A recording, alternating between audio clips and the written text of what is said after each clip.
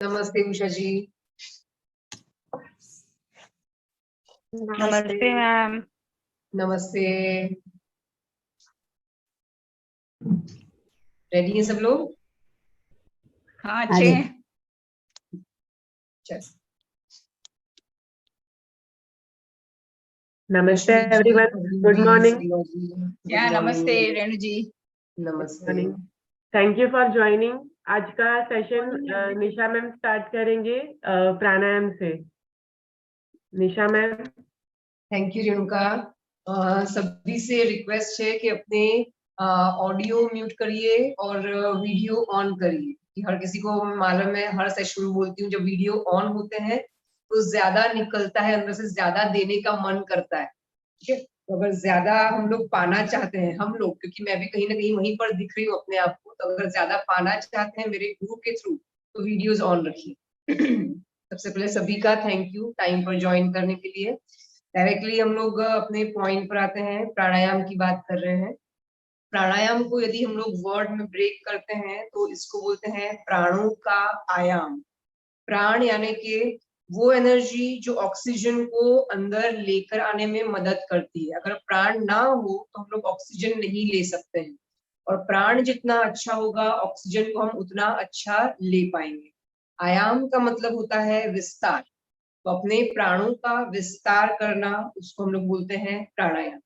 अब प्राणायाम में यदि हम लोग को ज्यादा प्राणों से अपने आप को भरना है तो जो हमने ऑलरेडी बहुत कुछ अंदर भर के दबा कर रखा हुआ है उसको हमको खाली करना पड़ेगा। और भगवान ने कितनी अच्छी सिस्टम बनाई है हम लोग की, कि भगवान को मालूम है कि मनुष्य है बहुत भरेगा अंदर, तो उसने बोला है कि ओके एक्सेल करो। हर बार एक्सेल करते हुए जो कुछ अंदर से पकड़ कर रखा हुआ है ना, वो सब कुछ बाहर छोड़ दो। क्या पकड़ कर रखा हुआ है? वो बहुत सारे अननेसेसरी इमोशंस जो आपकी ग्रोथ को रोक कर बैठे हुए हैं। तो जो भी कुछ आपकी ग्रोथ को, आपके डेवलपमेंट को, आपकी प्रोग्रेस को रोक कर बैठा हुआ है, जो भी कुछ अंदर से निकलना चाहता है निकल जाने दीजिए। यहाँ पर हम लोग बिल्कुल भी ये इमेजिन नहीं करेंगे इस प्राणायाम के समय कि आप निगेटिविटी को बाहर फेंक रहे हैं। क्यों नहीं करेंगे? कि मान लीजिए हम लोग को आजकल रूल्स है कि डस्टबिन आपको 2 बनाने हैं, 3 बनाने हैं, 4 बनाने हैं। एक में प्लास्टिक होगा, एक में पेपर होगा, एक में सूखा दूसरा कचरा होगा, एक में वेट गार्बेज होगा। तो जैसे बनाने हैं तो क्या अच्छा लगेगा घर का कचरा निकाल के घर के बाहर रख देंगे? नहीं अच्छा लगेगा। बिल्डिंग के बाहर रखेंगे? नहीं अच्छा लगेगा। हम चाहेंगे ना प्रॉपर सिस्टम के थ्रू वो कचरा कहीं पर जाए, यहाँ जहां पर वो यूज होकर हमें किसी अच्छे काम में आ सके। जैसे वेट गार्बेज का खाद मिलता है, तो बिल्कुल वैसे ही जब हम लोग इनहेल और एक्सहेल करते हैं तो हम लोगों को नेगेटिविटी को बाहर नहीं छोड़ना है। क्योंकि अगर नेगेटिविटी बाहर छोड़ेंगे तो बाउंस बैक का जो प्रिंसिपल है कि जो आप दुनिया को देते हैं वही आपको वापस मिलेगा। तो अगर आप एक्सेल करते वक्त ये सोच रहे हैं कि नेगेटिविटी सारी बाहर निकल रही है तो आप दुनिया को नेगेटिविटी दे रहे हैं, और वही नेगेटिविटी बाउंस बैक होकर हमको वापस मिलेगी। तो हम लोगों को ना तो पॉजिटिव डायरेक्शन में जाना है, ना हम लोगों को नेगेटिव डायरेक्शन में जाना है। हमको उस डिवाइन फोर्स के साथ न्यूट्रल होते हुए बीच में रहना है। तो सिर्फ आपको अपनी ब्रीदिंग को फील करना है। दिन भर में हम लोग पूरा दिन श्वास लेते हैं, पता नहीं कितने हजारों लाखों बार ले लेते हैं। लेकिन जरा सा मुझे बताइए सोच के कि उन हजारों लाखों में से कितनी ब्रीदिंग है जो आप पूरा पूरा महसूस करते हैं? क्या एक भी श्वास है जो आपने फील करी है कि हाँ श्वास लेते हैं तो कैसा लगता है, प्रश्वास छोड़ते हैं तब कैसा लगता है?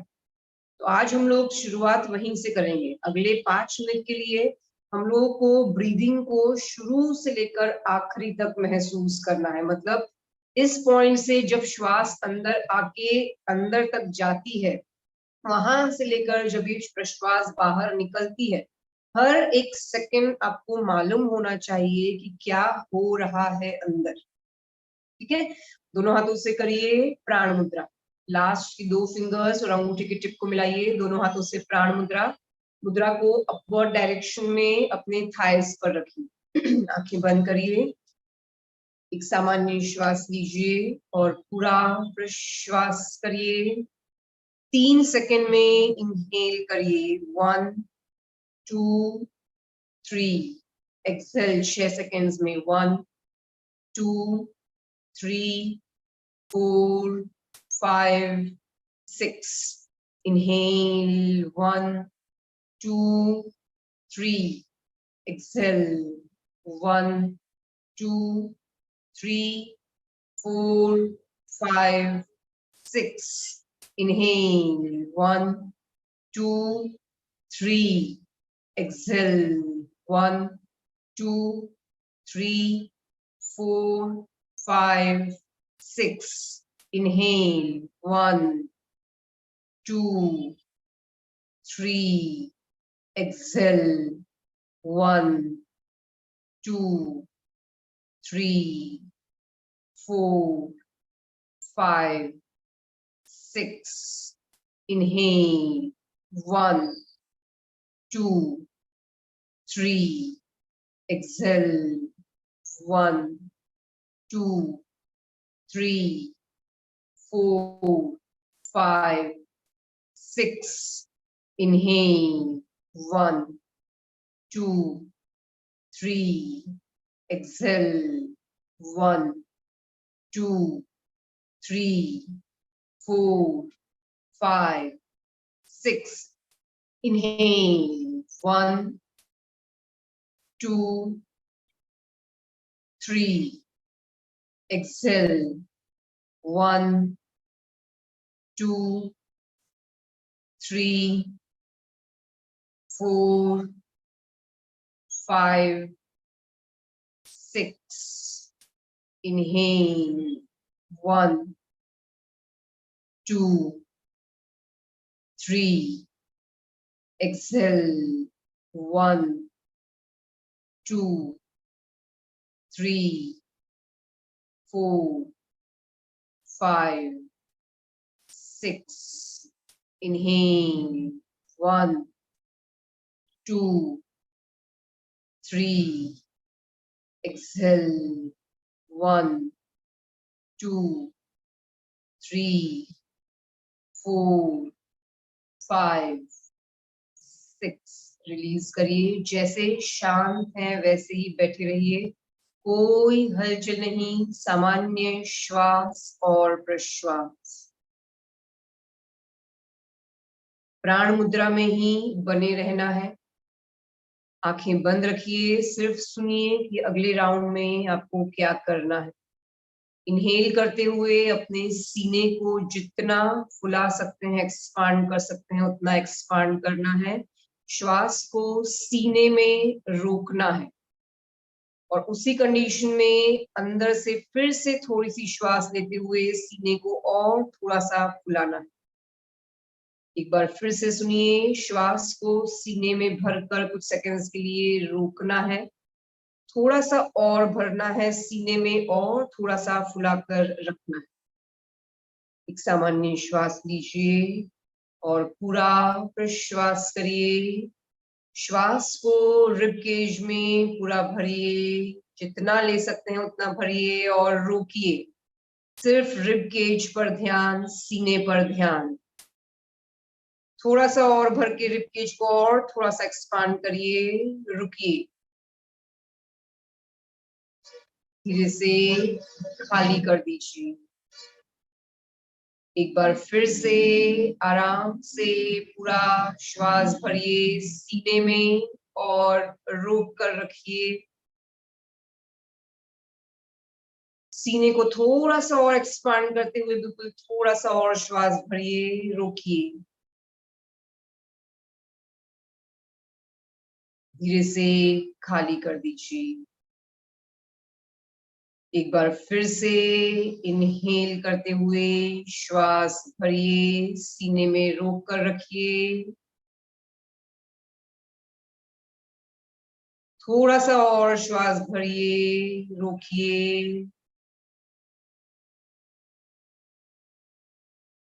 रिलीज करिए। आंखें बंद, सामान्य श्वास और प्रश्वास। कानों से हम दिन भर बाहर की आवाजें सुनते हैं। इस वक्त अपने कानों को शरीर के अंदर की तरफ लेकर जाइए और जिस भी तरीके से आप श्वास प्रश्वास कर रहे हैं उस आवाज को सुनना है। एफर्ट्स लेते हुए आवाज नहीं करनी है।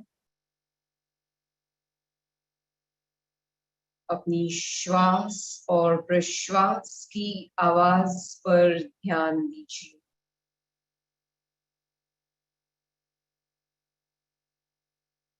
आंखों को हृदय की तरफ रखिए। कान श्वास और प्रश्वास की आवाज की तरफ। हमारे बहुत अंदर गहराई में शांति है, मौन है और उसके अंदर छुपा हुआ आनंद है। अपने अंदर के मौन को महसूस करिए। इस मौन को ऐसे ही महसूस करते हुए श्वास लेते हुए पेट को बिल्कुल थोड़ा सा फुलाइए और धीरे धीरे इस मौन को ऐसे ही बनाए रखते हुए पेट को अंदर खींचते हुए एक्सहेल करते जाइए। श्वास लेने या छोड़ने में कोई जल्दबाजी नहीं। आराम से पूरा समय लीजिए हर एक सिंगल श्वास और प्रश्वास के लिए। कान श्वास की आवाज पर, आंखें हृदय की तरफ। श्वास पेट तक जा रही है, नाभि तक, और प्रश्वास करते हुए जो भी चीजें हमने अंदर तक पकड़ कर रखी हुई है वो ढीली होती जा रही है। प्रश्वास करिए, नाभि को पूरा पूरा अंदर की ओर खींचिए। जितना ज्यादा प्रश्वास कर सकते हैं मैक्सिमम प्रश्वास करिए। प्रश्वास जितना अच्छा होगा अगला श्वास उतना ही अच्छा होगा। जो भी चीजें अंदर से छूटती हैं उन्हें छूट जाने दीजिए। मन को शांत रखना है। अपने आनंद में बने रहिए। पूरा पूरा प्रश्वास करिए। पेट को पूरा अंदर की ओर खींचिए और खाली करिए। थोड़ा सा और खाली करिए। अब धीरे से कंट्रोल रखते हुए श्वास आने दीजिए। Abdominal breathing. श्वास लेते वक्त गले के पीछे वाले हिस्से से श्वास को पेट के अंदर तक जाने दीजिए। लंग्स के लास्ट लोब तक पहुंचने दीजिए और धीरे धीरे प्रश्वास करिए। प्रश्वास करते करते पेट को मैक्सिमम अंदर की ओर खींचिए।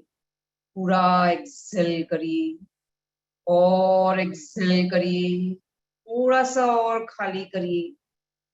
श्वास आने दीजिए।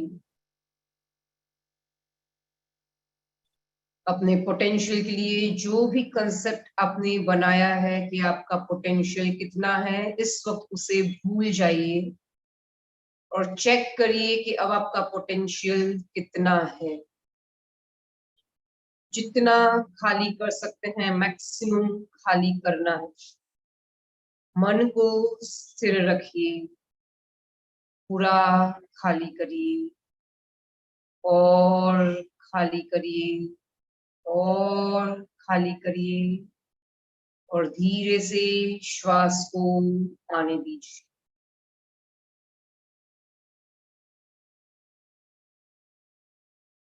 आए हुए चेंजेस को महसूस करिए। उसी शांति में बने रहिए, उसी गहराई में बने रहिए। यहाँ पर हमें करनी है बॉक्स ब्रीदिंग। 4 सेकंड में इनहेल करना है। 4 सेकंड उस श्वास को रोक कर रखना है। 4 सेकंड में एक्सहेल करना है और फिर से 4 सेकंड रोक कर रखना है। एक सामान्य श्वास लीजिए और पूरा प्रश्वास करिए। 4 सेकंड में इनहेल करना शुरू करिए। 1 2 3 4 hold. 1 2 3 4. Exhale. 1, 2, 3, 4. Hold. 1, 2, 3, 4. Inhale. 1, 2, 3, 4. Hold. 1, 2, 3, 4. Exhale. 1, 2, 3, 4. Hold. 1, 2, 3, 4. Inhale. 1, 2, 3, 4. Hold. 1, 2, 3, 4. Exhale. 1, 2, 3, 4. Hold. 1, 2, 3, 4. Inhale. 1, 2, 3, 4. Hold. 1, 2, 3, 4. Exhale. 1, 2, 3, 4. Hold. 1, 2, 3, 4. Inhale. 1, 2, 3, 4. Hold. 1, 2, 3, 4. Exhale. 1, 2, 3, 4. Hold. 1, 2, 3, 4. Inhale. 1, 2, 3, 4. Hold. 1, 2, 3, 4. Exhale. 1, 2, 3, 4. Hold. 1, 2, 3, 4. सामान्य श्वास और प्रश्वास जहां है जैसे है अगले 1 मिनट का आंतरिक मौन रुक जाएं।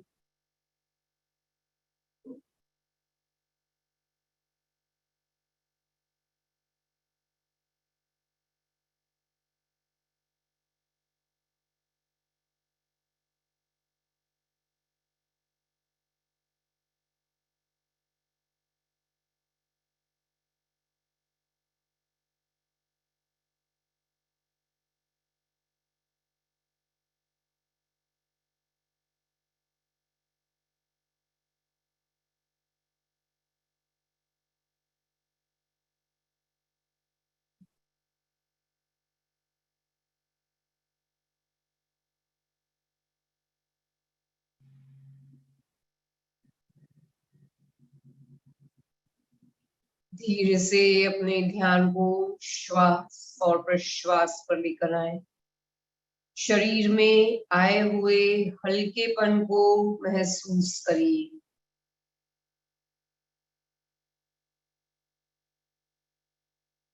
मन की शांति और स्थिरता को महसूस करिए।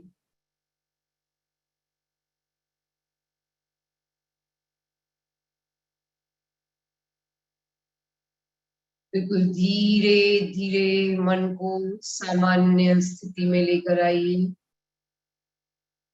बाहर से आने वाली आवाजों पर ध्यान लेकर जाइए। हाथों और पैरों को महसूस करिए। एक लंबा गहरा श्वास लीजिए। जो आनंद अभी महसूस किया है उसे दिन भर ऐसे ही अपने साथ बनाकर रखना।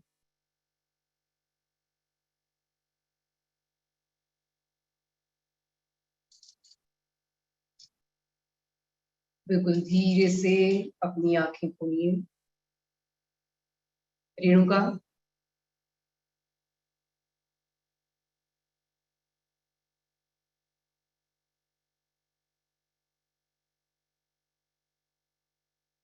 Good morning everyone. आज हमारे साथ जो गायत्री मुद्रा ग्रुप में कैंसर पेशेंट डेली मुद्रा की प्रैक्टिस करते हैं वो अपना एक्सपीरियंस शेयर करेंगे। तो पहले आएंगे मनीषा गुप्ता जी। मनीषा जी।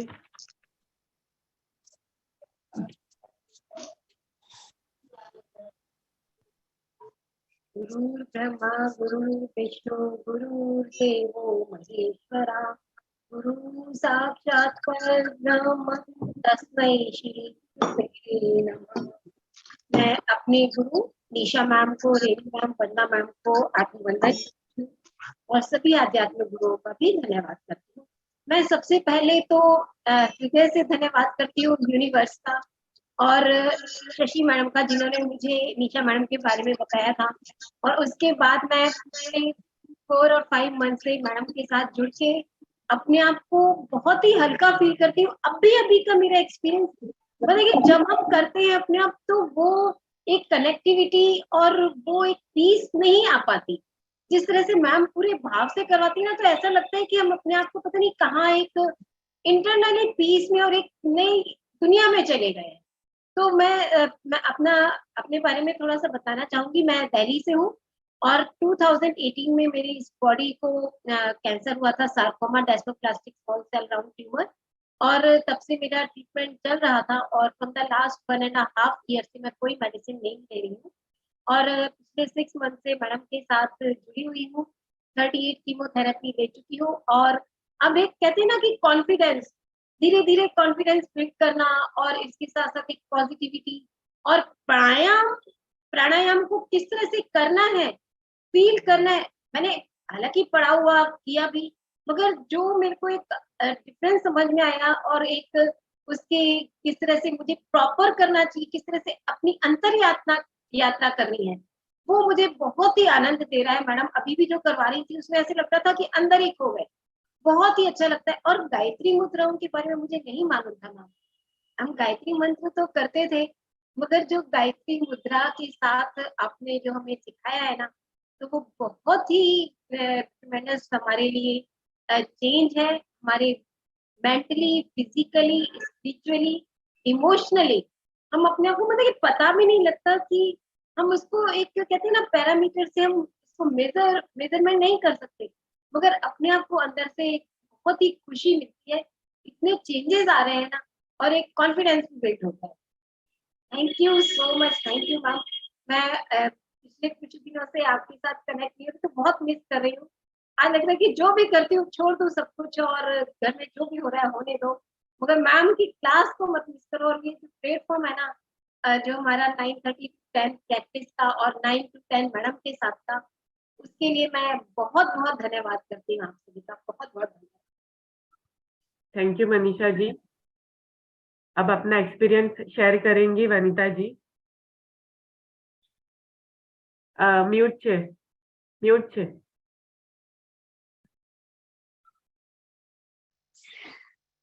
गुरु को पहले नमस्कार करती हूँ और ज्यादा टाइम न लेते हुए मेरा एक्सपीरियंस बताती हूँ। और आप सबका पहले से ही धन्यवाद बोल देती हूँ कि जिसके वजह से मुझे इतना अच्छा हो रहा है कि मैं पहले से बोल रही हूँ कि मैडम ने हमारे अंदर जो एक दिया जलाया है, यानी अच्छे आनंद का और अच्छे दिया जलाया है, उसे हम आनंद के साथ स्वीकार कर रहे हैं और उसके हमको बहुत फर्क पड़ रहा है। और ये प्राणायाम के साथ और हम रोज ज्वाइन हो रहे हैं। मुझे पहले 8 महीने से मैं ज्वाइन हुई हूँ उसके साथ। और रेणु जी, आप ही ने मुझे मैडम का एड्रेस दिया, आपका भी धन्यवाद।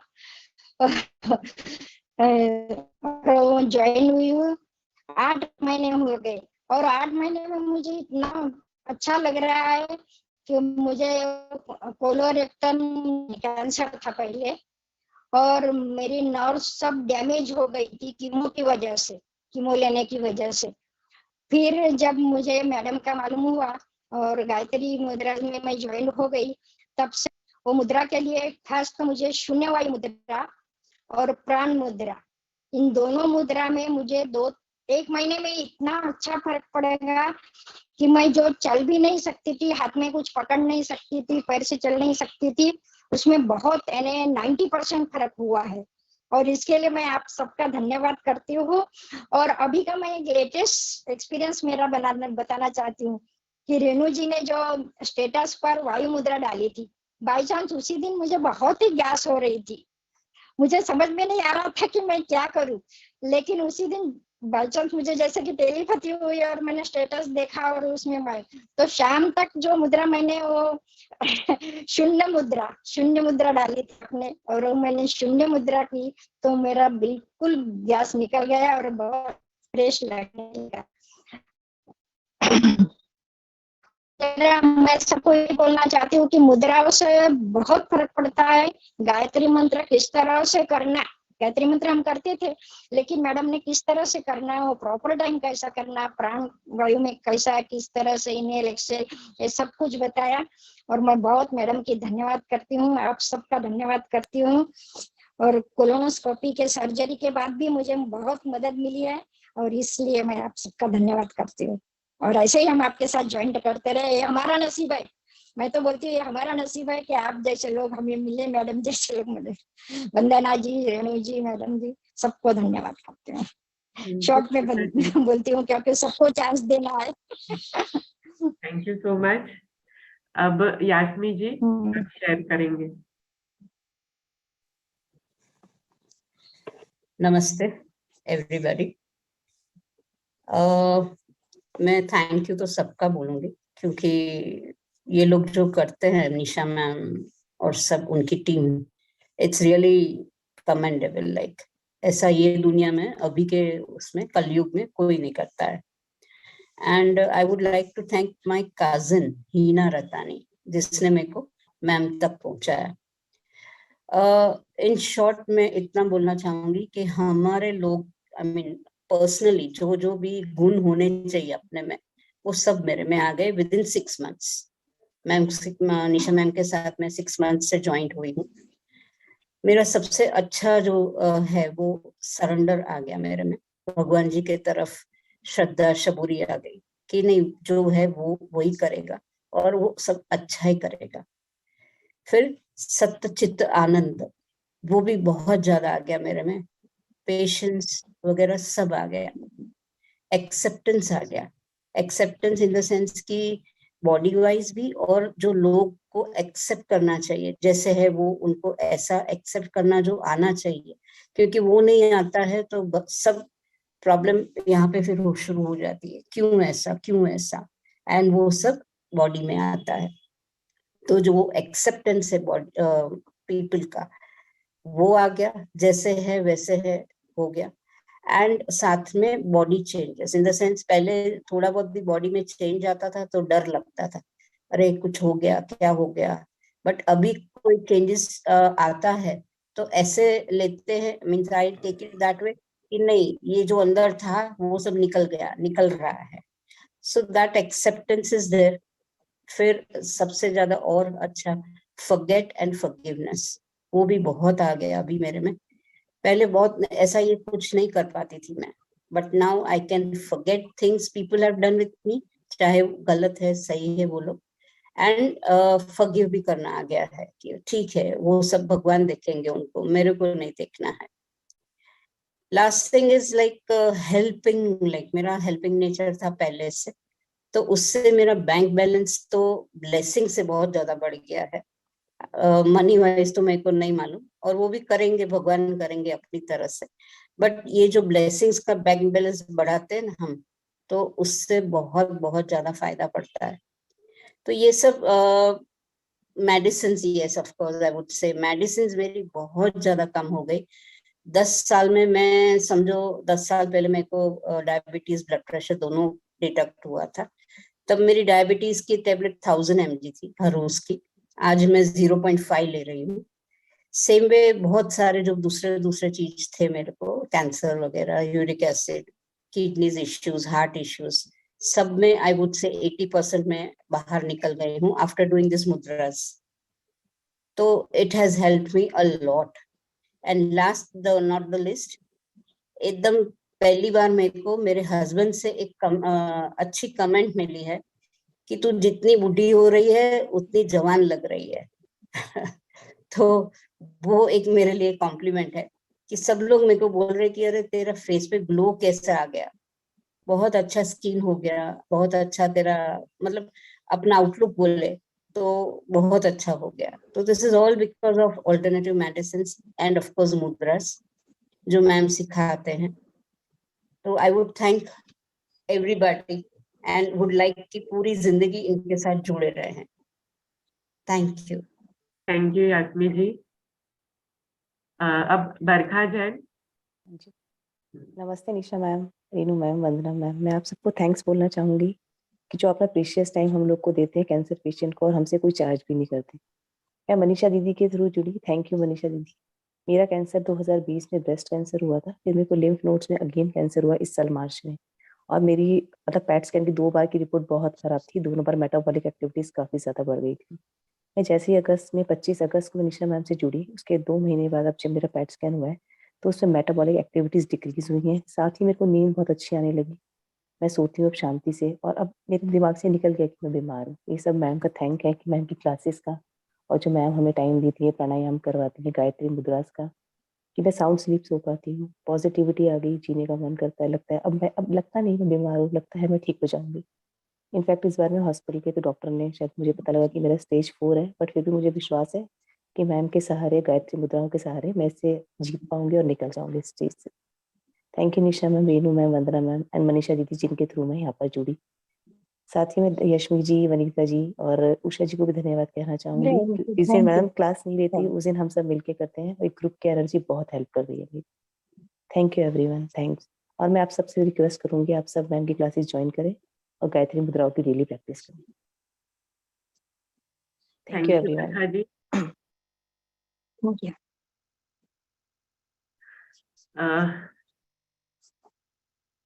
आज के दिन की शुरुआत हम स्माइलिंग फेस से करेंगे, क्योंकि बात ही कुछ ऐसी है।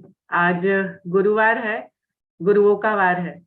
तो आज मेरी गुरु निशा सैया और उनके गुरु डॉक्टर प्रज्ञा अक्कलकोटकर हमारे साथ है। निशा को तो हम सब जानते हैं, वो हमारी प्राण है, हमारे लिए पंच तत्व है। और डॉक्टर प्रज्ञा अक्कलकोटकर के लिए अगर बोलना शुरू करूँ तो आज का सेशन यहाँ पे ही पूरा हो जाएगा। तो उनका इंट्रोडक्शन मैं शॉर्ट में देती हूँ। डॉक्टर प्रज्ञा अक्कलकोटकर पुणे में रहती है। इन्होंने आयुर्वेद में बहुत सारे मेडल, डिग्रीज और सिद्धियां प्राप्त की है। पंचकर्म, अग्निकर्म और विद्याकर्म में यह स्पेशलिस्ट है। और इनको ये समझाने की भाषा इतनी इजी है कि तुरंत हमारे दिमाग में आ जाता है। इसके लिए कैंसर पेशेंट में किसी ने पूछा था डेली डाइट के बारे में, तो प्रज्ञा मैम से बेहतर इसे कोई नहीं समझा सकता था। तो आज का सेशन प्रज्ञा मैम लेंगी और रोशनी डालेंगी Ayurvedic concept of diet for cancer patient. तो मैं प्रज्ञा मैम से रिक्वेस्ट करूंगी कि वो सेशन शुरू करें। Thank you Renu ji for such a wonderful introduction. आप सभी को मेरा नमस्कार। आज हम हमारे सेशन की शुरुआत भगवान धन्वंतरी जी का नमन करते हुए करेंगे। मैं आप सभी को रिक्वेस्ट करती हूँ कि आप आपकी आंखें बंद कर लें और ये प्रार्थना मेरे साथ सुने। मैं गा रही हूँ, आप सब सुने। इससे हमारा जो आज का सेशन होगा वो बहुत ही अच्छी तरह से हो जाएगा।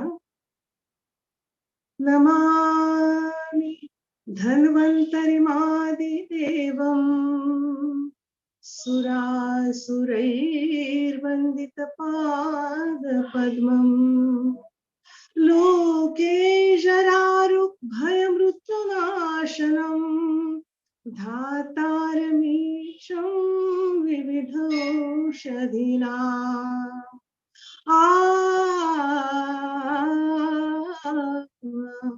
शंखं चक्रं जलौकां दधदमृतघटं चारुदुर्भिश्चतुर्भिः सूक्ष्मस्वच्छातिहृद्यां शुकपरिविलसन् मौलिमम्भोजनेत्रं कालाम्भोदोज्ज्वलाङ्गं कटितटविलसत् चारुपीताम्बराढ्यं वन्दे धन्वन्तरिं तं निखिलगदवना प्रौढदावाग्निलीलम्।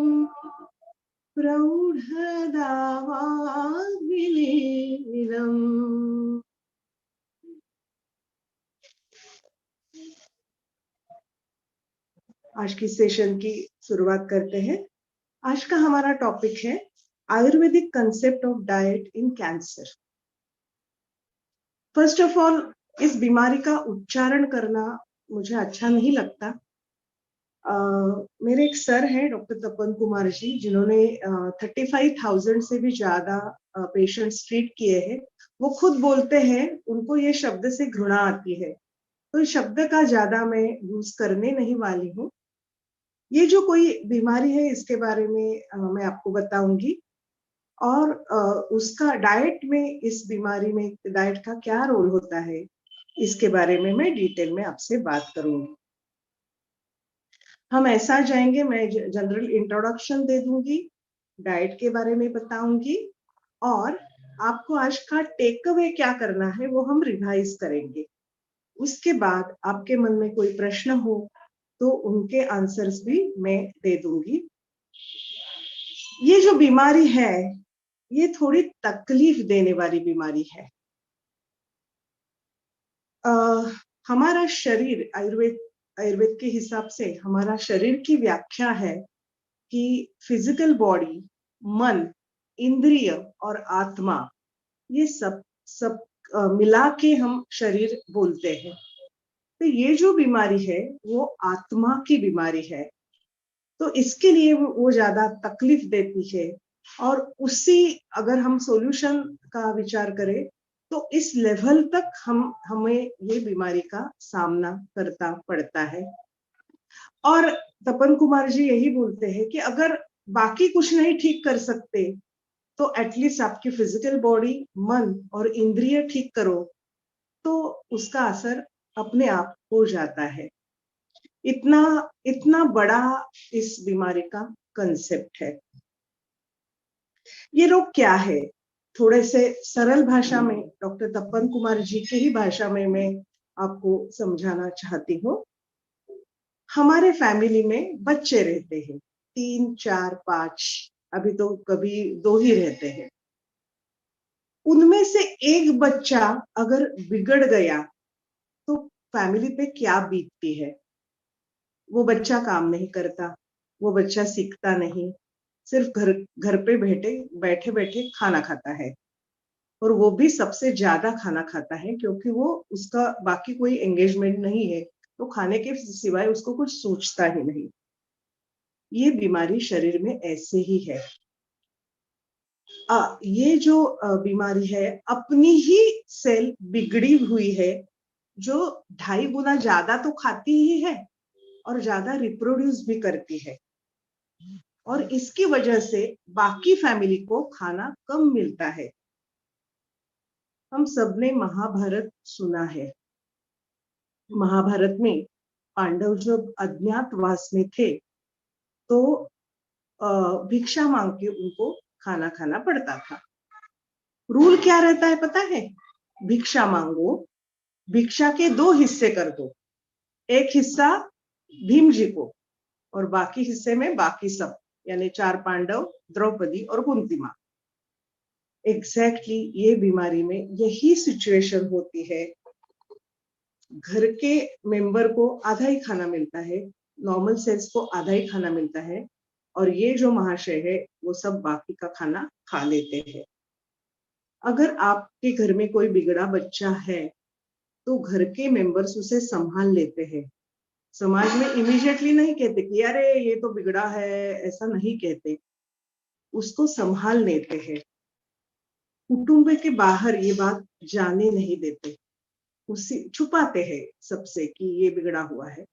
वैसे ही शरीर की इम्यून सिस्टम है ना, वो क्या करती है, शरीर को ये गड़बड़ समझने ही नहीं देती, वो मास्क हो जाता है।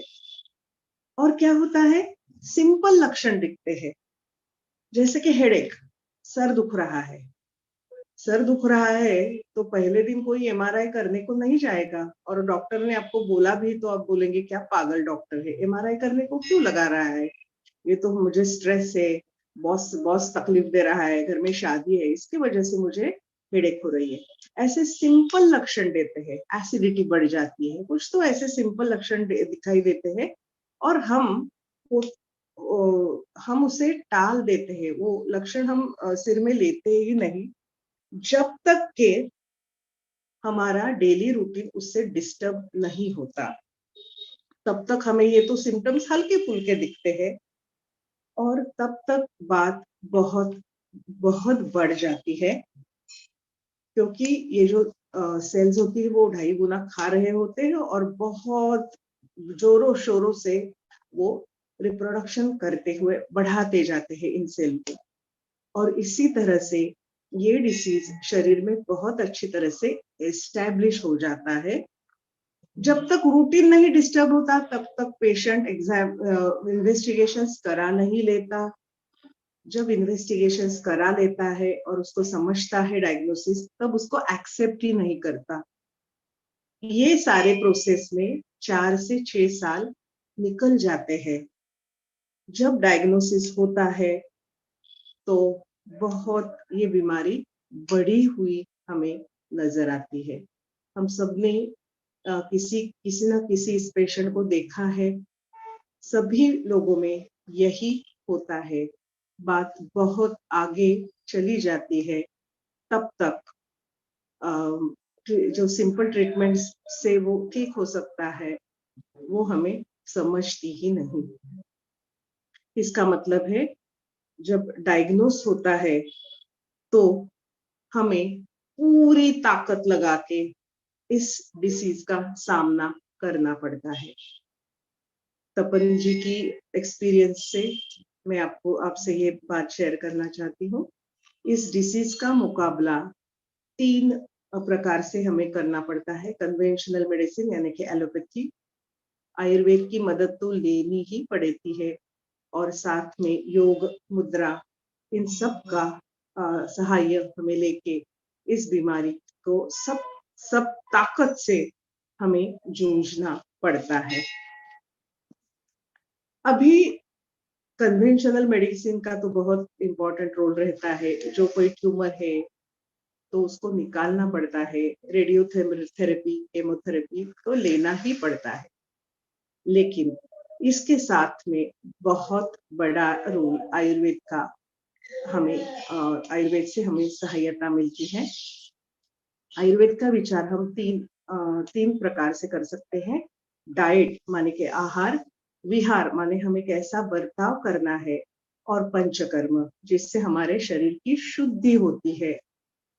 एक और बात मैं आपसे शेयर करना चाहती हूँ कि जब वो अक्यूट कंडीशन चली जाती है, तब बाकी मेटास्टेसिस क्योर होता है। इसका एक छोटा सा उदाहरण आपको देती हूँ। मेरे इधर ये एक वेसल है, इसमें पानी भरा हुआ है। इसमें अगर मैं 1 चम्मच शक्कर मिलाती हूँ तो क्या होगा, वो घुल जाएगी। दूसरा चम्मच में मिलाती हूँ तभी घुल जाएगी। तीसरा मिलाती हूँ, घुल जाएगी। चौथा मिलाती हूँ, थोड़ा टर्बिड होगा लेकिन घुल जाएगी। अगर 5वां मैंने शुगर का चम्मच डाला तो क्या होगा पता है, इसके बेस में वो जम जाएगी। ये जो 5वां हिस्सा है ना, वो एलोपैथी से हम निकाल देते हैं, लेकिन 4 तो बाकी है शरीर में जो सर्कुलेट होती रहती है। तो इन 4 चीजों को निकालने के लिए आयुर्वेद की बहुत सहायता मिलती है, जिससे कि सेकेंडरी या मेटास्टेसिस न हो। इसका भी मुकाबला बहुत डट के करना पड़ता है। पंचकर्म, डाइट, सब मेडिसिन, ये देख के हम ये जो 4 छुपे हुए जो सर्कुलेट हो रहे हैं उनको बाहर निकाल सकते हैं। जैसे कि तपन कुमार जी के ही शब्द में बोलूं तो झाड़ू पोछा करना है, क्योंकि ये कचरा है और कचरा बाहर निकालना पड़ता है। इसके लिए सबसे महत्वपूर्ण रहता है आयुर्वेदिक डाइट, जो आज का हमारा विषय है। आपको सबको पता है कि शीर्यते तत् शरीरम, ऐसी शरीर की डेफिनेशन है। मतलब जो हर क्षण कम होता है, डिजेनरेट होता है, वो है शरीर। अगर हर क्षण में वो डिजेनरेट होता है तो हम मर कैसे नहीं जाते, क्योंकि हम 3 चीजें बाहर से अंदर लेके उसको मेंटेन करते हैं। कौन कौन सी 3 चीजें? एक डाइट, दूसरा वाटर, और तीसरी हमारी सांस। तो इतना महत्वपूर्ण ये चीजें हैं कि जो हम डेली ले रहे हैं उससे ही हमारा शरीर बनता है।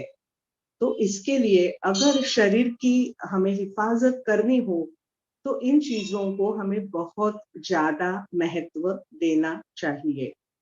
डाइट और पानी के बारे में मैं आज बोलने वाली हूँ।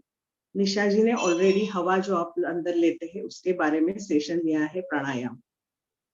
और एक चीज मैं आपको बताना चाहती हूँ कि अगर आपको स्वस्थ रहना है तो भी डाइट का रोल रहता है, और आपको अगर बीमारी ग्रस्त रहना है तो भी डाइट का और पानी का रोल आता है। आज मैं एक थोड़ी सी दूसरी कंसेप्ट भी आपसे शेयर करना चाहती हूँ। हम बाहर से क्या लेते हैं? तो मैंने अभी बताया आहार, पानी और सांस लेते हैं, लेकिन उसके साथ और भी एक चीज हम लेते हैं, वो है विचार। तो हमें आहार, पानी, सांस और विचार, इन सब चीजों का विचार करना चाहिए। मैं आज मेरे लेक्चर में आहार, पानी और विचार, ये तीनों का डिटेल में एक्सप्लेनेशन देना चाहती हूँ, क्योंकि मेरे हिसाब से ये आहार ही है। आहार माने क्या? जो अंदर लेने से हमारा शरीर बढ़ता है। तो ये सब हम अंदर ही लेते हैं और उसी हिसाब से हमारा शरीर या तो स्वस्थ रहता है या तो उसमें रोग प्रकट हो जाते हैं। आयुर्वेद में बताया गया है, आप जो आहार लेते हो अगर वो अच्छी तरह से पचा जाए तो आपका स्वास्थ्य बना रहता है।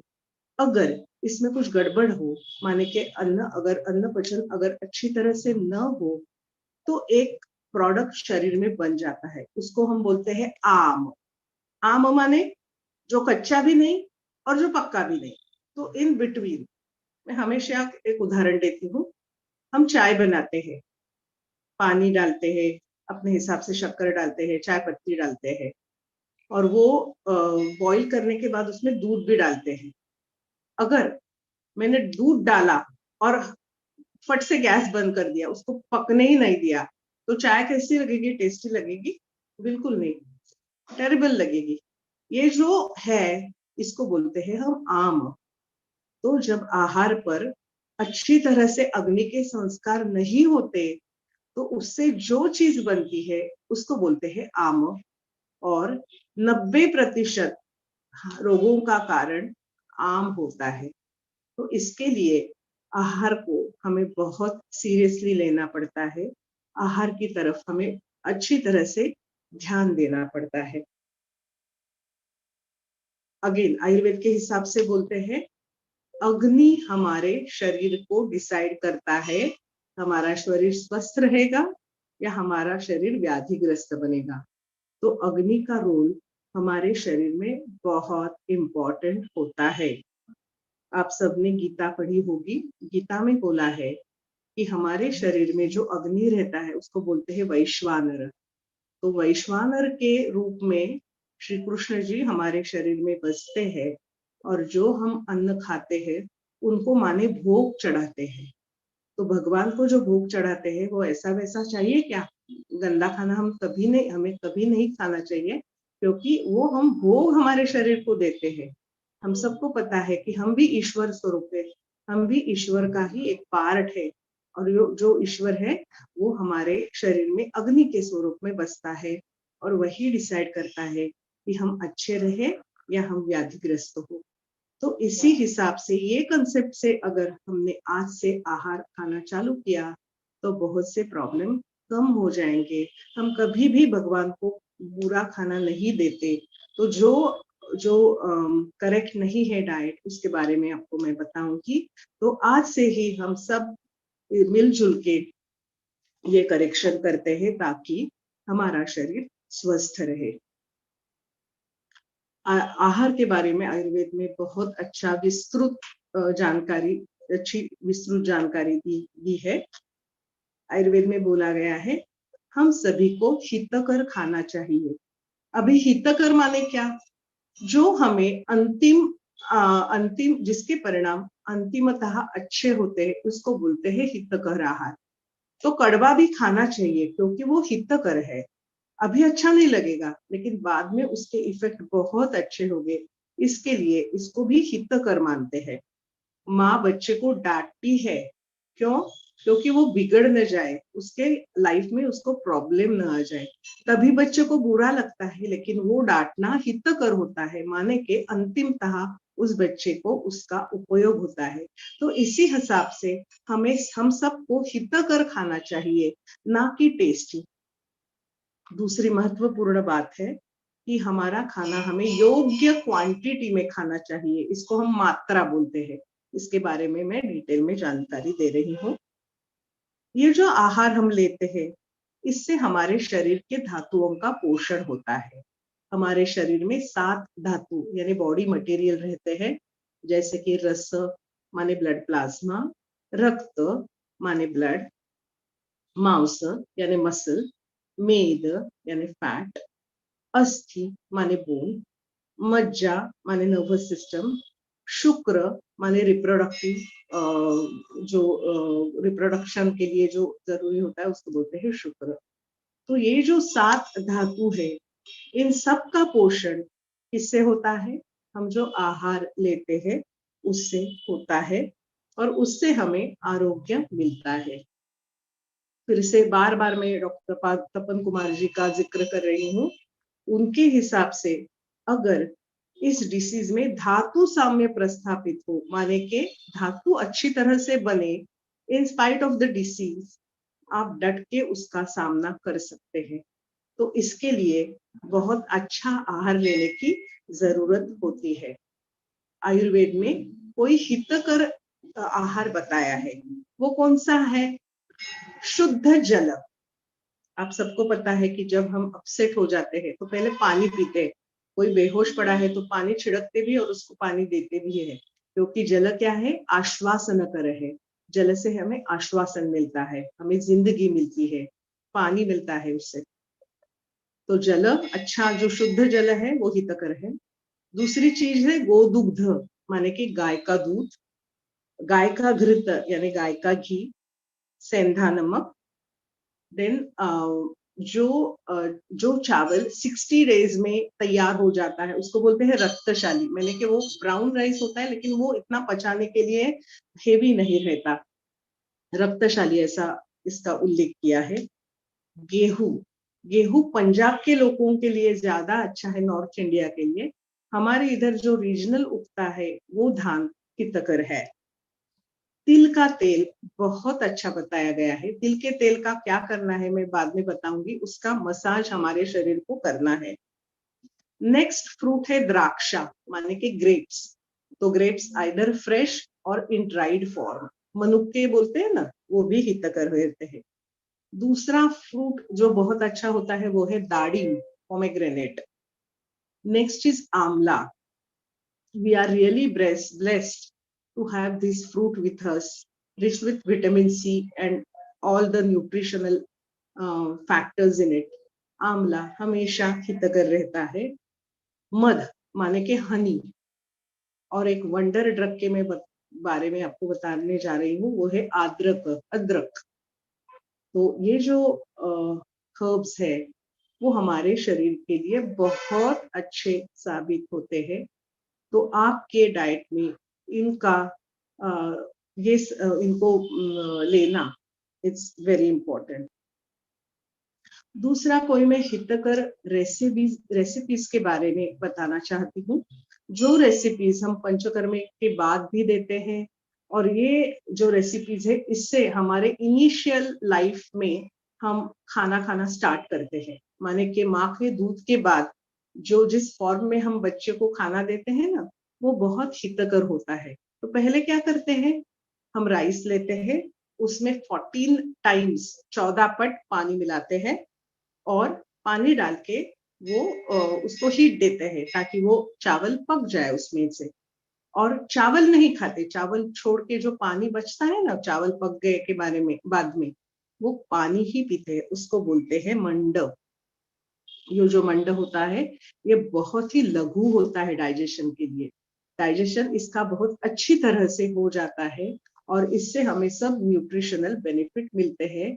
ये कब देते हैं, जब एक्सट्रीमली आपका अग्नि ठीक नहीं हो, ऑपरेशन के बाद या पंचकर्म के बाद या बहुत छोटी अवस्था में, जैसे कि हमारा अग्नि हम थोड़ा थोड़ा करके बढ़ाते हैं और इसका लाभ हमारे शरीर को मिलता है। नेक्स्ट स्टेज क्या होती है पता है? उसको बोलते हैं पेया।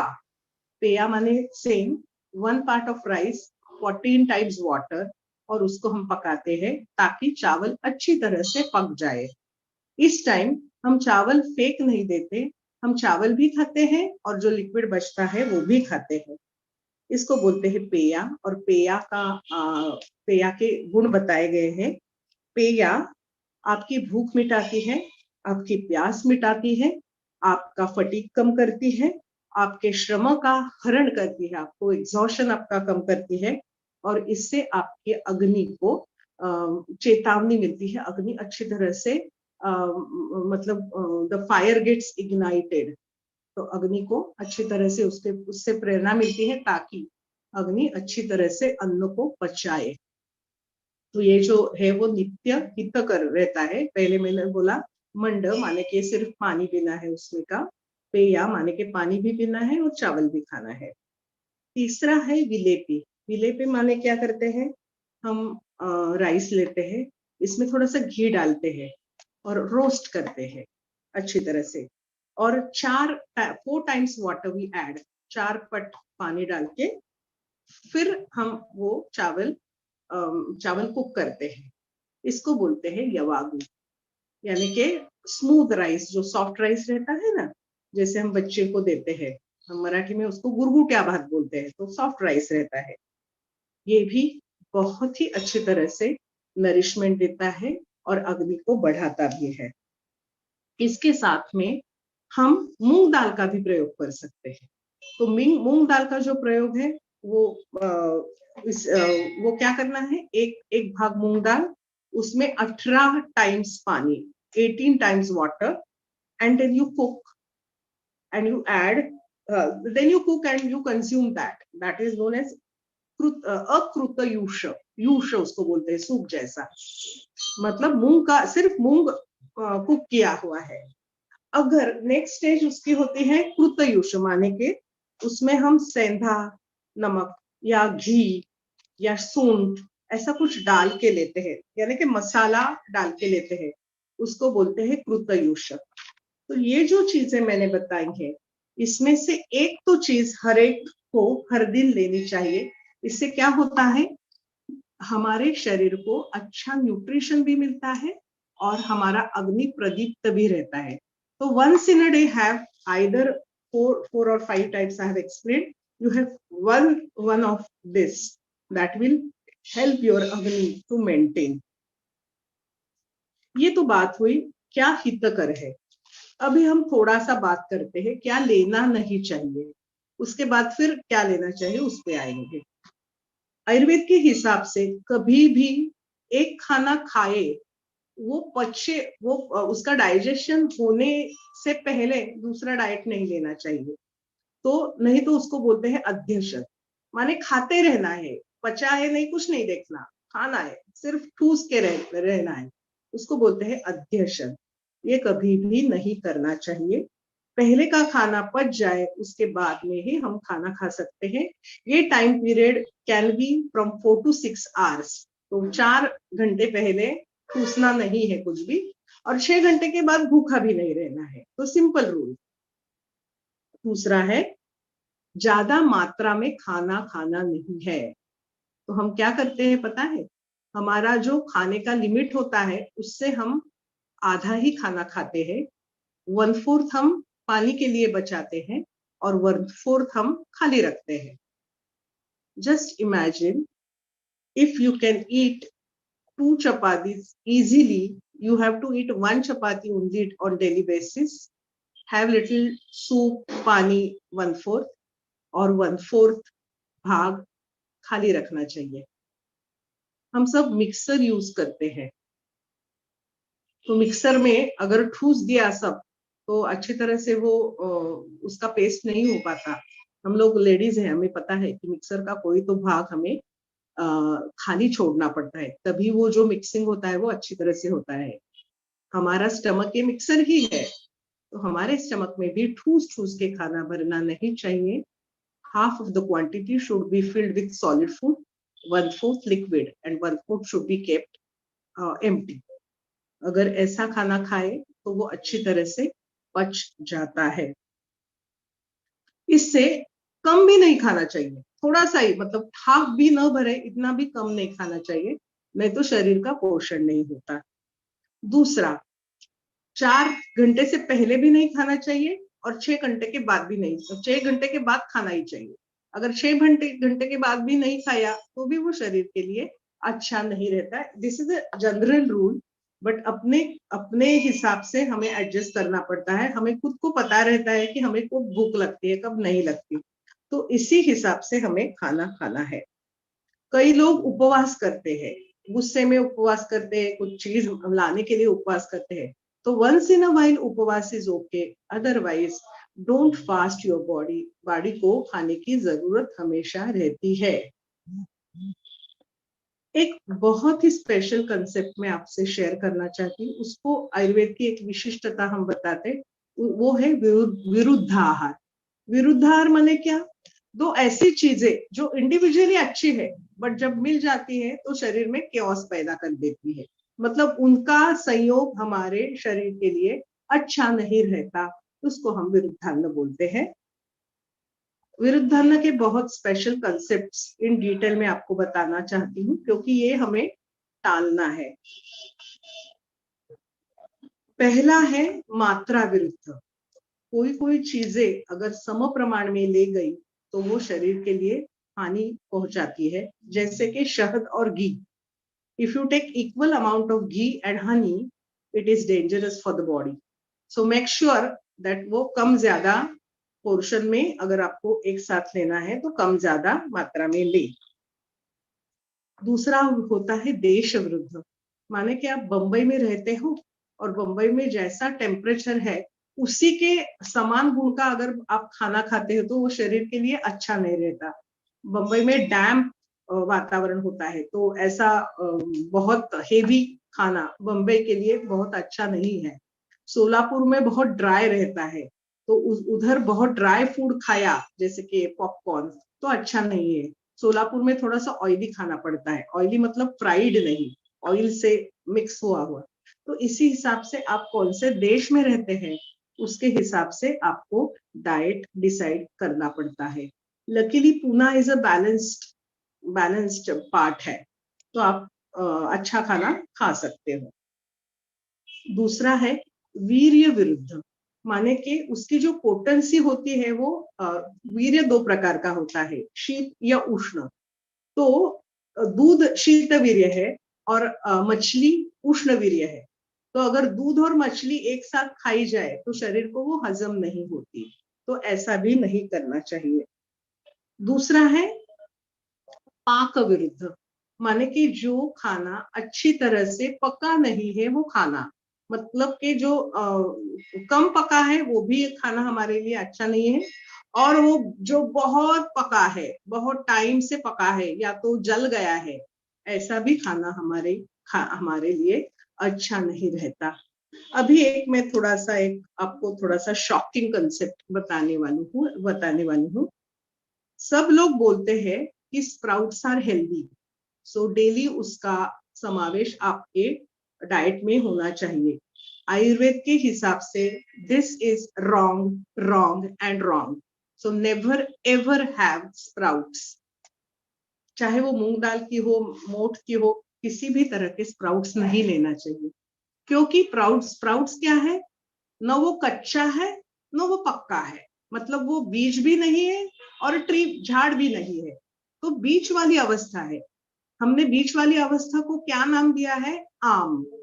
तो आपको क्या खाना चाहिए? आइदर रॉ और पका हुआ। रॉ भी थोड़ा सा परसेंटेज में 5-10% रॉ खा सकते, उससे ज्यादा रॉ भी नहीं खाना चाहिए, लेकिन स्प्राउट्स तो बिल्कुल खाना नहीं चाहिए। दूसरा एक थोड़ा सा कोई रॉन्ग प्रैक्टिस करते हैं, जो दूध है उससे दही बनता है, तो दूध और दही के बीच वाली जो अवस्था होती है ना, वो थोड़ा सा टेस्टी लगता है, मतलब दूध जैसा स्वीट लगता है, थोड़ा सा सावर लगता है। हम मराठी में उसको बोलते हैं अधमूर दही। That means it is not well formed curd. तो ये जो बीच वाली अवस्था है ये कभी भी लेनी नहीं चाहिए। इससे हमारे शरीर में आम बढ़ता है। ये आपको सबको याद रहना चाहिए कि बीच वाली स्थिति नहीं खाइए। अगर रॉ खाइए, नहीं तो अच्छी तरह से पका हुआ चाहिए। ये जो बीच वाली अवस्था है वो हमें अवॉइड ही करनी है। कोई कोई पदार्थ जैसे कि मैंने बताया उनका संयोग अच्छा नहीं रहता, यानी कि दूध और फल, दही और मछली, अल्कोहल और उसके साथ खीर, ऐसा कभी भी लेना चाहिए न चाहिए। अल्कोहल वैसे भी नहीं लेना चाहिए, लेकिन खीर के साथ तो बिल्कुल ही नहीं। दूसरा एक बहुत महत्वपूर्ण विचार आयुर्वेद में बताया है, इसको बोलते हैं हृद विरुद्ध, माने के हमारे मर्जी के खिलाफ। जो आपको अच्छा नहीं लगता ना, वो नहीं खाना चाहिए। चलो, बहुत से लोगों को रिलीफ आ गया।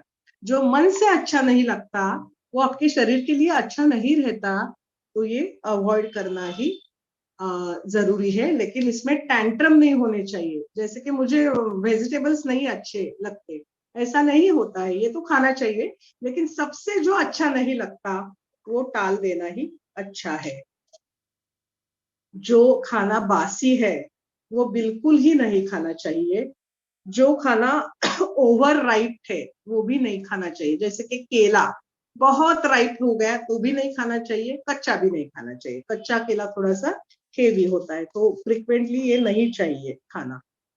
तो इसी हिसाब से हमने देखा कि क्या नहीं खाना चाहिए। उसमें एक एडिशन में करना चाहती हूँ, white sugar is toxin. White sugar chemical से भरी हुई रहती है, तो व्हाइट शुगर खाना अच्छा नहीं होता। प्रमाण में आप गुड़ का सेवन कर सकते हो। और एक शॉकिंग मैं आपको बताने वाली हूँ, refined oil is very bad for our health. In fact refined oil ये कार्सिनोजेनिक है। जला हुआ अन्न कार्सिनोजेनिक है। प्लास्टिक में रखा हुआ अन्न कार्सिनोजेनिक है। कार्सिनोजेनिक यानी जिससे ये बीमारी हो सकती है। तो रिफाइंड तेल नहीं चाहिए। घाने का कच्चा फिल्टर्ड ऑयल लेना चाहिए। प्लास्टिक का यूज गर्म वस्तुओं के लिए कभी भी नहीं करना चाहिए।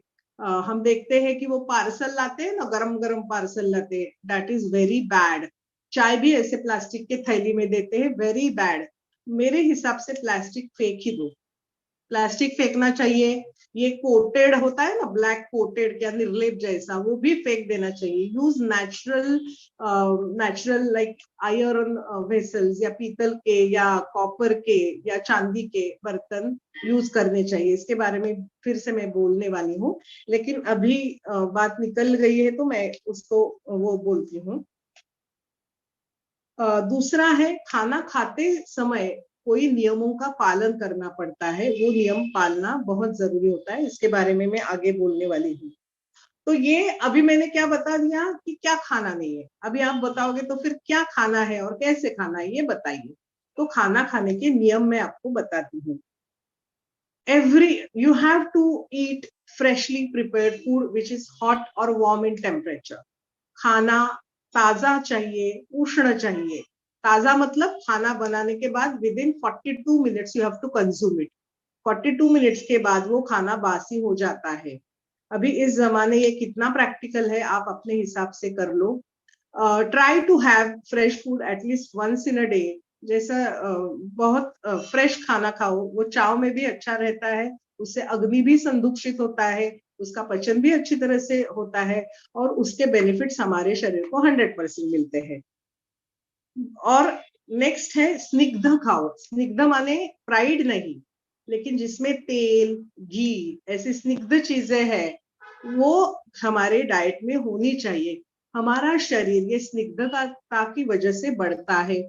बहुत ड्राई फूड लिया तो हमारे शरीर में वात बढ़ जाता है और इससे बहुत ही बुरे इफेक्ट्स हमारे शरीर में होते हैं।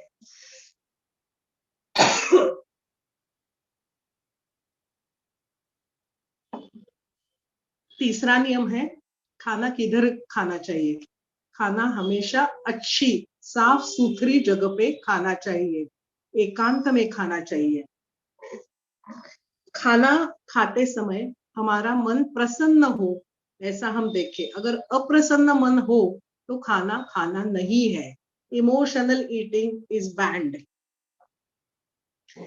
अन्न तो अच्छा दिखना भी चाहिए, जिसमें आप खाते हो, पात्र भी साफ सुथरे चाहिए और आप भी अच्छे चाहिए, मतलब आपने भी नहा धो के खाना खाना है। आजकल की लड़कियां स्नान करे बगैर कुक करती है, ये बहुत रॉन्ग है। खाना इज अ होली थिंग, तो साफ सुथरा होके ही किचन में हमें एंटर करना है, जैसे कि पुराने लोग बोलते हैं, मैं भी वही बोलूंगी। कभी भी खाना गड़बड़ी में नहीं खाना है, जस्ट 5 मिनट में grab something and go, no. America में ना खाना लंच मीटिंग होती है, तो lunch is not important, meeting is important, तो वो कुछ तो ऐसा ग्रैब करते हैं और वो मीटिंग पे ध्यान देते हैं। इस तरह से खाना खाना नहीं चाहिए, टीवी देख के, किताब पढ़ के, ऐसा कभी भी खाना नहीं चाहिए, झगड़ के नहीं खाना चाहिए।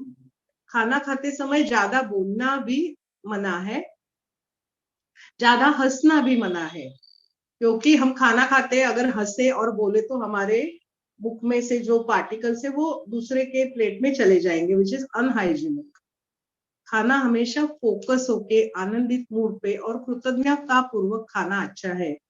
हमें बचपन में सिखाया गया था, खाना खाने से पहले हम कोई श्लोक बोलते थे, वदनी कवन घेता नाव घ्या श्री हरीचे, सहज हवन होते नाव घेता फुकाचे, जीवन करी जीवित्वा अन्न हे पूर्ण ब्रह्म, उदर भरण नोहे जाणीजे यज्ञ कर्म, जय जय रघुवीर समर्थ। ये प्रार्थना क्या है?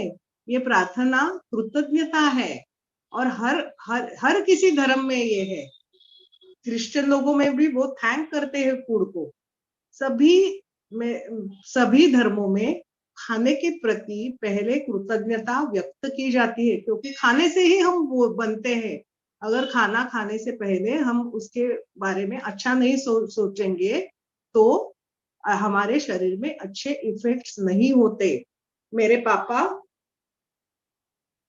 खाना खाने के बाद ये वाक्य बोलते थे, अन्नदाता सुखी भव, माने कि भगवान भी जो अन्न बनाता है वो भी, जिसके कारण हमें हम खाना खा सकते हैं वो भी, अगर ऐसी कृतज्ञता हमारे मन में हो तो वो खाना अच्छी तरह से हम खा सकते हैं। और भी एक चीज वो मेरे पापा करते थे, जब खाना परोसा जाए तो पहले उसको नमस्कार श्लोक बोलना, और खाने में का थोड़ा सा पार्ट वो निकाल देते थे। वो किसके लिए है? जिन जीव जंतुओं को खाना नहीं मिला उनका लिए उनका वो पार्ट है। मतलब हम तो खाते हैं लेकिन सबको हमें खाना मिलना चाहिए। हमारे संस्कृति में जब राजा लोग खाना खाते थे ना, तो वो पहले पूछते थे कि प्रजा में कोई भूखा है क्या? अगर भूखा हो तो उसको भी देते थे और बाद में खाना खाते थे। इतना विशाल स्वरूप का कंसेप्ट हमारे संस्कृति में है। ये तो बाकी कुछ नहीं कर सकते, लेकिन कृतज्ञता का भाव तो हम मन में रख सकते हैं, और एक भाग कीड़े मकोड़ों के लिए हम निकाल के दे सकते हैं।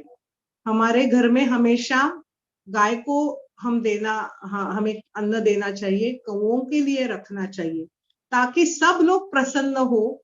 अगर सब लोग प्रसन्न हो तो हम भी प्रसन्न होते हैं, वो हमें दुआ देते हैं। तो इसी हिसाब से खाना खाते समय सेल्फिश विचार हमारे संस्कृति का भाग नहीं है। सब मिलजुल के खाना हमारा कंसेप्ट है। अब शहर में क्या होता है पता है? अगर गेस्ट आ गए तो हम वो खाना छुपाते हैं, क्योंकि हमें उनको देना नहीं पड़ता। अगर आप गांव में चले जाए और वो खाते हैं तो वो बोलते हैं या जेवायला, मीन्स प्लीज शेयर।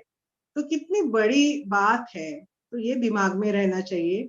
शेयर करके खाना, ये भी बहुत अच्छी बात हमारी संस्कृति में है, आयुर्वेद में है, क्योंकि आयुर्वेद ही हमारी संस्कृति है। संस्कृति एंड आयुर्वेद एक दूसरे से अभिन्न है। ये जब दिमाग में आता है तो क्यों ये रूल्स एंड रेगुलेशंस बनाए हैं, इसका हमें ये समझ में आता है। और फिर कैसा खाना खा के हम अच्छी तरह से जी पाते हैं, ये भी हम अच्छी तरह से समझ सकते हैं। मैंने मात्रा का जिक्र पहले भी किया था कि ज्यादा क्वांटिटी भी में नहीं खाना चाहिए और कम क्वांटिटी में भी नहीं खाना चाहिए।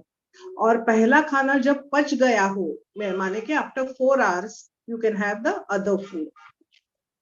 खाना कैसा खाना है उसका भी जिक्र बोला है, मतलब कैसे टेस्ट, पहला कौन सा टेस्ट, बाद में कौन सा टेस्ट, ये भी बोला है। तो हमारा खाना षड रसों का चाहिए, 6 टेस्ट उसमें चाहिए, sweet, sour, salty, pungent, bitter and astringent. मधुर, मधुर माने स्वीट मीठा, आम्ल माने सावर, खट्टा, सॉल्टी माने लवण युक्त, कसैला माने एस्ट्रिंजेंट, बिटर माने कड़वा, पंजेंट माने तीखा। तो ये जो 6 टेस्ट हमारे डाइट में होनी ही चाहिए। मैं फिर से रिपीट करती हूँ, sweet, sour, salty, astringent, pungent, bitter. तो ये जो 6 टेस्ट है ना, हमारे थाली में ये सब होती है। तो हमारे थाली में जो दाल, चावल, सब्जी, रोटी, ये सब है ना, चटनी या कचुम्बर, ये सब में, या छाछ, इसमें ये सब टेस्ट होती है। तो आपको ये ऐसा बैलेंस डाइट लेना चाहिए। इसमें से पहला कौन सा टेस्ट खाना चाहिए? मधुर, माने हमारे संस्कृति में sweet dish not at the end, sweet dish in the beginning, क्योंकि उससे हमारी तृप्ति होती है और ज्यादा हम स्वीट नहीं खाते, क्रेविंग नहीं होती। तो पहले शुरुआत स्वीट टेस्ट से करनी चाहिए। उससे भी पहले हमेशा हमारे भोजन की शुरुआत अदरक और उसमें थोड़ा सा नमक ऐसा लगा के एक स्लाइस खानी चाहिए, ताकि हमारा पेट, मुंह भी अच्छा साफ होता है और हमारा अग्नि संदूषित होता है, अग्नि बढ़ जाता है। तो बाद में अदरक और लवण लेने के बाद में हमें पहला स्वीट टेस्ट लेना चाहिए, उसके बाद आम्ल लवण, उसके बाद बाकी जो होता है। और हमारे डाइट, हमारे भोजन का अंत हमें छाछ से करना चाहिए। छाछ इज एस्ट्रिंजेंट, कसेला। So this is the way you should eat your food, first sweet, then other taste, and last is astringent. तो इसी हिसाब से अगर आप खाना खाए तो वो खाना अपने शरीर के लिए बहुत अच्छा साबित होता है। हमें कभी भी पेट भर के खाना नहीं चाहिए।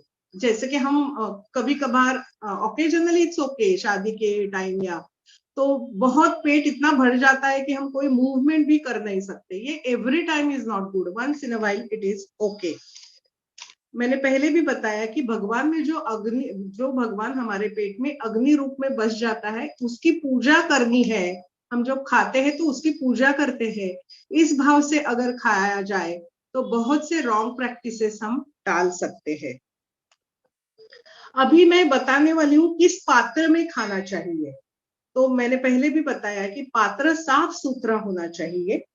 आप कौन सा पात्र यूज कर सकते हैं? आपके हिसाब से स्टेनलेस स्टील, पीतल, चांदी, कोई भी पात्र आप ले सकते हो। डॉक्टर BM हेगड़े करके एक बहुत अच्छे फिजिशियन है, वो रेकमेंड करते हैं कि हो सके तो सिल्वर प्लेट में खाना खाओ। बाकी आप पैसे बचा के सिल्वर प्लेट बना लो, उससे बहुत अच्छे रिजल्ट्स आपको आते हैं। लेकिन मैं उससे भी एक सस्ता तरीका आपको बताने वाली हूँ। केले का पत्ता होता है ना, साउथ इंडिया में तो ज्यादा रहता है, लेकिन वसई, बंबई, हमारे पूना में भी मिलता है। तो अगर आप केले के पत्ते पे खाते हो ना, तो उसका क्या पता है प्रॉपर्टीज पता है? केले के पत्ते में खाना खाते हो तो वो रुचिवर्धक होता है, दैट इज वेरी टेस्टी। दीपन होता है, यानी कि वो अग्नि संदूषित करता है। विषनाशक होता है, माने कि उसमें से टॉक्सिन्स निकल जाते हैं। तो ये इतनी सिंपल बात है। तो हो सके तो केले के पत्ते पे आप खाना खाना शुरू करो, आपको बहुत अच्छे रिजल्ट्स मिलेंगे। पानी किसमें स्टोर करना है? तांबा, कॉपर। हो सके तो कॉपर में पानी पीना, पानी स्टोर करो, उससे उसके पानी के गुण बढ़ जाते हैं। अभी मैं थोड़ा सा पानी के बारे में भी बताने वाली हूँ। अन्न के इतना ही हम पानी का महत्व रखते हैं। तो पानी कैसा पीना चाहिए? जितनी प्यास हो उतना ही पानी पीना चाहिए। Again this is a shock for you. बहुत से लोग बोलते हैं ज्यादा पानी पीना है। मैंने एक आर्टिकल पढ़ा था yesterday, Bruce Lee died because of excess water drinking. Bruce Lee की मृत्यु बहुत ज्यादा पानी पीने से हुई है। तो हमें ज्यादा पानी से बच के ही रहना है, क्योंकि ज्यादा पानी के बहुत नुकसान शरीर का वो करता है। पानी हमेशा तृष्णा के अनुसार, जितनी जितनी तृष्णा है उतना ही पीना चाहिए। वो एक्सट्रीमली कोल्ड नहीं चाहिए, एक्सट्रीमली हॉट नहीं चाहिए। तो गुनगुना पानी की पीना या नॉर्मल टेम्परेचर का पानी पीना अच्छा है। इवन समर में आप घड़ा मतलब मिट्टी का पात्र ले सकते हो, not fridge. Never drink water which is extreme in temperature. Extreme hot and extreme cold is not good for the body. बहुत शीत और बहुत उष्ण नो। पानी हमेशा बैठ के पीना चाहिए। रिस्पेक्ट द पानी, रिस्पेक्ट द फूड। खाना खाते हुए खड़ा नहीं खाना चाहिए।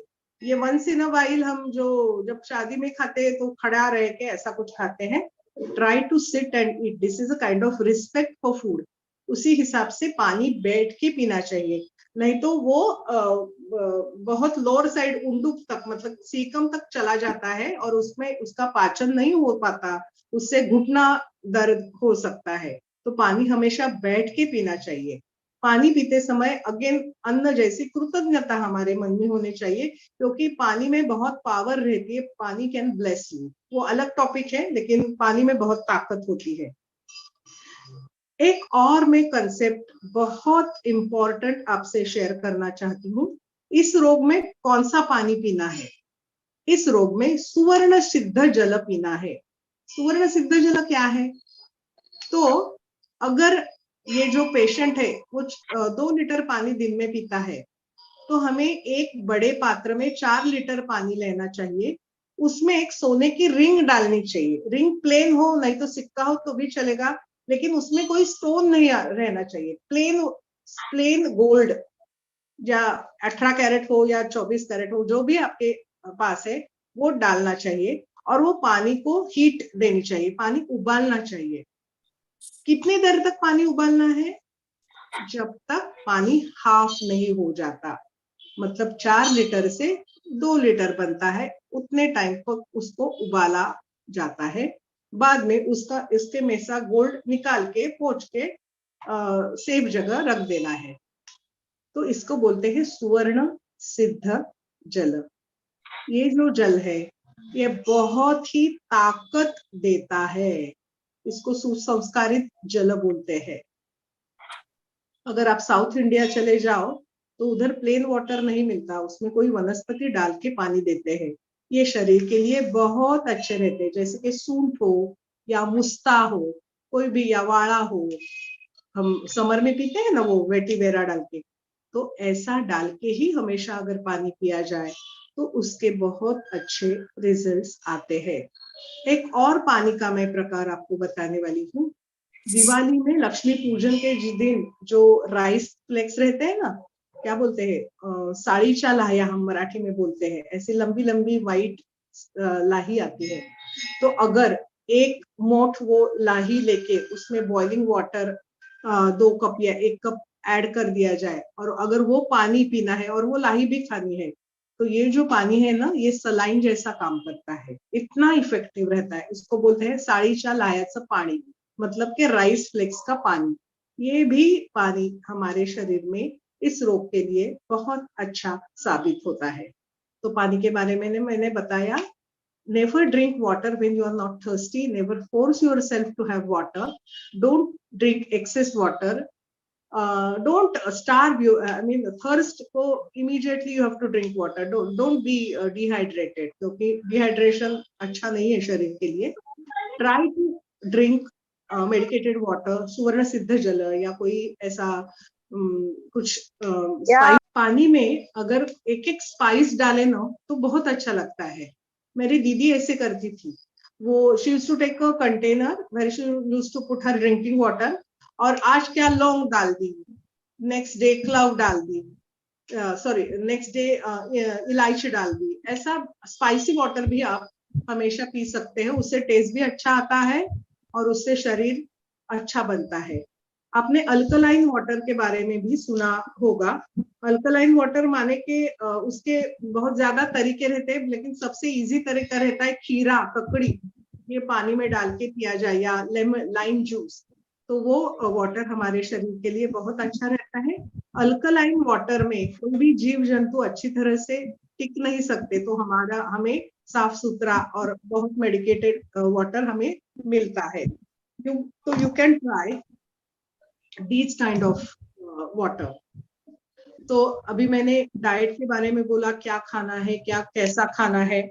एक और मैं कंसेप्ट आपको बताती हूँ कि हमारे डाइट में कोई कोई सिंपल हर्ब्स है, वो डाइट में हमेशा रहनी चाहिए।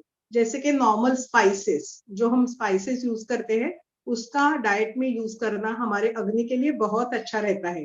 तो हमारे संस्कृति में तो हम स्पाइसी खाते हैं, लेकिन एक्सट्रीम स्पाइसी नहीं खाना है, लेकिन हमारे डाइट में मसालों का रोल रहना चाहिए।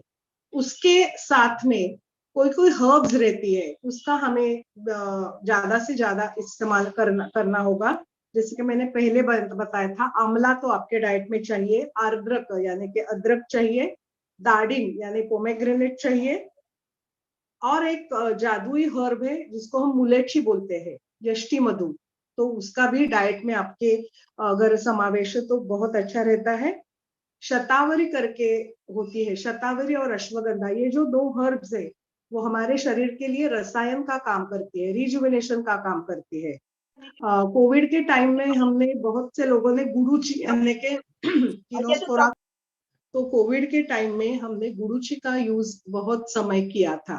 तो गुरुची या गुड़वेल, इसका भी हमारे डेली कंजम्पशन के लिए इन चीजों का हम यूज कर सकते हैं, तो इससे हमारी इम्यून सिस्टम बढ़ जाती है। ये दवाई ऐसा मैं नहीं लेती, इनको मैं हर्ब ऐसा लेती हूँ, और हर्ब एज अ मेडिसिन इसका आप यूज कर सकते हो। गुरु आज मैं एक बहुत इम्पोर्टेंट घृत या घी के बारे में आपसे शेयर करने वाली हूँ। उसको बोलते हैं पंचगव्य घृत, माने जो घी गाय के दूध से बना है, गाय का दही है, उसमें गोबर है और गोमूत्र है, और उससे गाय का घी में वो कुक करके उसको बनाते हैं, उसको बोलते हैं पंचगव्य घृत। अगर इस रोग में पंचगव्य घृत का इस्तेमाल हमेशा किया जाए, बहुत थोड़ी मात्रा में, जैसे कि 1 स्पून आप खा सकते हो, तो इससे भी बहुत अच्छे रिजल्ट पाए गए हैं। गुजरात में एक सेंटर है, उधर ट्रीटमेंट तो वो कराते ही है, लेकिन वो आपको गो सेवा करने के लिए बोलते हैं। तो गो सेवा और हवन, इसका भी रोल बहुत अच्छा होता है। तो पंचगव्य घृत का आपके आहार में आपको समावेश करना बहुत अच्छा रहेगा। ये घी आप नाक में भी डाल सकते हो, उसका नस्य बोलते हैं, ऐसा छोटी उंगली को ऐसा अंदर से वो नाक में अगर डालो, तो उससे भी आपके शरीर को बहुत लाभ मिलता है। तो इसी प्रकार से मैंने अब तक के आपको क्या बोला है कि क्या क्या खाना चाहिए। सबसे एंड में मैं आपको टेक अवे फिर से रिवाइज करने वाली हूँ। अभी जो मैं बात आपसे शेयर करने वाली हूँ, तो वो है विचार के बारे में। तो विचार का बहुत ही महत्वपूर्ण रोल हमारे शरीर के लिए होता है। जैसे कि मैंने बताया, बाहर से हम क्या क्या लेते हैं, तो अन्न लेते हैं, पानी लेते हैं, लेकिन बाहर से विचार भी लेते हैं, और वो भी डाइजेस्ट करके हमारे शरीर में उसका इफेक्ट होता है। तो हमारे विचार बहुत अच्छे चाहिए। डॉक्टर हेगड़े, सीनियर फिजिशियन, मुझे बहुत वो अच्छे लगते हैं। वो क्या बोलते हैं पता है, कि हमारे विचारों में अगर शांतता नहीं है, प्यार नहीं है, जेलसी है, दुष्ट बुद्धि है, तो हमारा शरीर को वो अच्छा नहीं लगता। हमारे शरीर को पता नहीं चलता, हमारे शरीर को लगता है कि मेरी सेल्स और निशा जी की सेल्स एक ही है। तो अगर मैं निशा जी से जेलसी करने लगूं, ओ देखो उसके कितने फॉलोअर्स है, उसका कितना अच्छा बोलते हैं, मेरे तो कोई अच्छा नहीं बोलता, अगर मैं ऐसे विचार करूं, तो मेरे शरीर को जो सेल है ना, वो कंफ्यूज हो जाती है, क्योंकि उसको निशा भी उतनी ही अच्छी लगती है जितनी प्रज्ञा अच्छी लगती है। तो अगर ऐसा विचार हम बार बार करते हैं तो हमारे सेल्स ही हमारे खिलाफ लड़ना शुरू करते हैं। उसको बोलते हैं ऑटो इम्यून डिसीज, क्योंकि वो पजल हो जाते हैं। इसके लिए हमारे विचारों में शुद्धता की बहुत जरूरत होती है। हो सके तो हर प्राणी मात्रा के बारे में प्यार से सोचे, एटलीस्ट उनको नेगेटिव इमोशंस न दे। और ये देने में जो टीवी की सीरियल्स है ना, वो बहुत बुरा रोल प्ले करती है। सास बहू के झगड़े, सब लोगों का अफेयर इतना बुरा दिखाते हैं, और शाम को हम यही खाना खाते हैं चाय के साथ। वो उसको ये बोली, वो उसको बोली। बिलीव मी, इन विचारों का हमारे शरीर में बहुत बुरा असर होता है और हमारा शरीर अच्छा हेल्दी नहीं रह पाता, क्योंकि ये विचार आप देते हैं। सिस्टर शिवानी करके एक बीके शिवानी करके एक थे, मैं उनके विचार हमेशा सुनती हूँ। वो बोलती है कि कभी भी सबसे पहले टेलीविजन नहीं ऑन करना है, सबसे पहले न्यूज़पेपर नहीं पढ़ना है, क्योंकि नेगेटिव इंफॉर्मेशन आपको दी जाती है, ये आपको परोसा जाता है और आप खाते हो, और खाने के बाद आपके शरीर पर उसका बुरा असर होता है। तो आपको ये भी याद रखना है कि किन किन लोगों के विचार आपको खाने हैं। तो हम बोलते हैं सत्संग। सत्संग माने जो अच्छे लोग हैं उनका ही संग करो, बुरे लोगों के साथ आपके शरीर पे इनडायरेक्ट इफेक्ट होता है। हम बोलते हैं ना बच्चों को, अरे उसके साथ आप ज्यादा घुल मिल नहीं जाओ क्योंकि वो अच्छा नहीं है, क्योंकि हमें पता होता है कि बचपन या any time of age we are receptive to have bad thoughts, और अगर हमारे दिमाग में वो बैड थॉट्स चले गए तो उसका असर पक्का शरीर पे होता है। इसलिए हो सके तो negative news, negative emotion, newspaper, television, इससे दूरी बनाना ही अच्छा है। ये जो टेलीविजन वाले होते हैं ना, वो ब्रेकिंग न्यूज करके वो ऐसा बार बार दिखाते हैं, and that is terrible. So if you want to be healthy, just be away from such negative emotions, क्योंकि हमारे मन की स्थिति बरकरार रखना हमारे डिसीज को फाइट करने में हमारी मदद करती है। अगर मन ठीक है तो सब ठीक है, क्योंकि मन का असर शरीर पे होता है और मन विचारों से बनता है। इसलिए आयुर्वेद में एक स्पेशल कंसेप्ट दी गई है, उसको बोलते हैं आचार रसायन या सद्वृत्त। इसके साथ में आप अपने विचार अच्छे रख सकते हैं। तो हमारे एक मास्टर है वाग्भट जी, तो वाग्भट जी ने बहुत अच्छी तरह से बताया है कि आप कैसे जीना अच्छा, आप कैसे जियो ताकि आप अच्छी तरह से जी पाओगे। तो आपको अगर सुख चाहिए तो आपको धर्माचरण करना पड़ेगा। धर्माचरण माने not religion, Christianity, Hinduism, Jainism, no. धर्माचरण मीन्स अच्छा बर्ताव करना चाहिए, नीति से हम बोलते हैं ना, नीति से जीना चाहिए, अनीति से नहीं। अनीति माने रॉन्ग, हमें पाप नहीं करना चाहिए। पाप तो कितने प्रकार का होता है, हिंसा, कायिक, वाचिक, मानसिक। किसी को बोलने से भी हिंसा होती है, किसी के बारे में बुरा सोचने से भी हिंसा होती है, किसी को फिजिकली मारने से भी हिंसा होती है। तो इसी प्रकार हिंसा नहीं करनी चाहिए। कभी भी चोरी नहीं करनी चाहिए। चोरी माने जो मेरा नहीं है वो लेना नहीं चाहिए। अगर रोड पे कॉइन पड़ा है तो वो लेना नहीं चाहिए, क्योंकि वो आपका नहीं है। व्यभिचार नहीं करना चाहिए, मतलब कि उसकी बीवी मुझे अच्छी लगती है लेकिन वो मुझे चाहिए, नो। परदारा, जो दूसरे की है उसकी अभिलाषा कभी भी नहीं करनी चाहिए, और असत्य नहीं बोलना चाहिए। तो यही योग की फिलॉसफी है।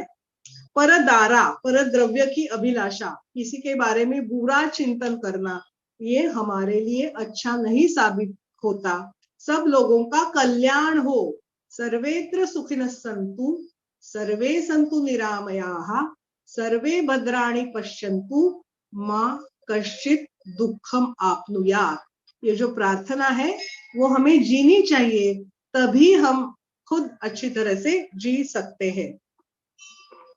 हमारे मन में माता, पिता, गुरु और समाज के जो ज्येष्ठ लोग हैं उनके बारे में पूज्य भाव होना जरूरी है। हम अति साहस करना हमें नहीं चाहिए। मतलब कोई लोग ऐसे कूद जाते हैं तो कैलकुलेटेड रिस्क ले सकते हो, लेकिन अगर उससे परे चले गए तो मौत भी आ सकती है। इसका हमें ध्यान रखना चाहिए। हमेशा आपका संभाषण मृदु होना चाहिए, न कि कर्कश। हमें झगड़ा नहीं करना चाहिए। हो सके तो बहुत सॉफ्टली आपकी बात आपको समझानी चाहिए। आपको हमेशा टॉलरेंट रहना चाहिए, हो सके तो जेलसी नहीं लेनी है, और आपको ऑनेस्ट रहना चाहिए, प्रामाणिक रहना चाहिए।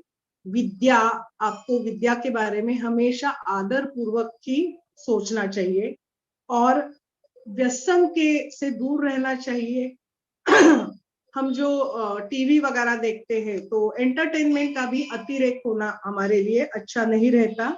इसके लिए हमें बहुत सॉफ्टली और बहुत अच्छी तरह से विचार करके जीना चाहिए। तो विचार का फूड हमें टीवी सीरियल से नहीं लेना चाहिए, गॉसिप से नहीं चाहिए, पॉलिटिक्स भी ज्यादा हमें नहीं देखना चाहिए अगर आपको स्वस्थ रहना है तो। और एक तरह से अलिप्तता जरूरी है। अलिप्तता माने किसी में ज्यादा इन्वॉल्व होना अच्छा नहीं है। वो आपका खुद का बच्चा भी न हो तो भी उससे अगर आपका रिमोट कंट्रोल उसके हाथ में दिया तो आपका मानसिक स्वास्थ्य अच्छा नहीं रहता। तो ऐसा ही हमें बैलेंस्ड बर्ताव करना भी बहुत इम्पोर्टेंट है, ये रोग का अगर हमें सामना करना हो तो अभी हम हमारे लेक्चर के अंतिम पड़ाव में आते हैं। तो आप इस लेक्चर से क्या टेक अवे आप ले जाओगे, उसका मैं एक समरी बोलती हूँ। हमारे फूड में गो दुग्ध रहना चाहिए, गो घृत रहना चाहिए, काउज मिल्क एंड काउज घी। आपका खाना लाइव चाहिए, मतलब फ्रेशली प्रिपेयर्ड चाहिए। आपके खाने में फल, सब्जी, ये सब का समावेश होना चाहिए, स्प्राउट नहीं। आपका पानी हो सके तो मेडिकेटेड चाहिए, सुवर्ण सिद्ध जल इज आइडियल। आप केले के पत्ते पे खा सकते हो, आप कांस्य पात्र भी यूज कर सकते हो, आप सिल्वर प्लेट भी यूज कर सकते हो। एक और बहुत इंटरेस्टिंग हर्ब है, उसको हम बोलते हैं कुष्मांड, यानी कि कोहड़ा। आपको पता है पेठा जिससे बनता है ना, वो कद्दू जो रहता है उसको कुष्मांड बोलते हैं। तो कुष्मांड का जूस भी बहुत अच्छा न्यूट्रिशन देता है, कोहड़ा जिससे कि पेठा बनता है, वो भी हमेशा आपके डाइट में रहना चाहिए। आपके डाइट में शतावरी चाहिए, आंवला चाहिए। हल्दी का भी बहुत अच्छा रोल है, हल्दी एंटी इंफ्लेमेटरी है। अदरक और हल्दी का अचार भी बहुत अच्छा रहता है। स्पाइसेस का प्रॉपर यूज आपको करना होता है। भोजन से पहले अदरक और नमक लेना चाहिए, और भोजन के बाद कोई पाचक लेना चाहिए, जैसे कि अजवाइन हो, सौंफ हो, इसका हमेशा, जीरा हो, इसका हमेशा यूज करना चाहिए। मुखवास, आपको क्या अवॉइड करना है? बासी खाना, प्लास्टिक, प्रोसेस्ड फूड, और एक बहुत बड़ी चीज आपको अवॉइड करनी है, वो है माइक्रोवेव। हमारे सबके घरों में माइक्रोवेव होता है, वो फेंक दो। Microwave is a reason of carcinoma, इससे कैंसर होता है।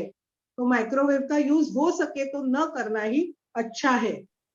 Fast food, tin food, canned food, ये अवॉइड करना है। Burger, pizza, once in a while is okay. Chinese food, ban Chinese food, उसमें जो सॉस रहते हैं वो आपके शरीर को क्षति पहुंचाते हैं।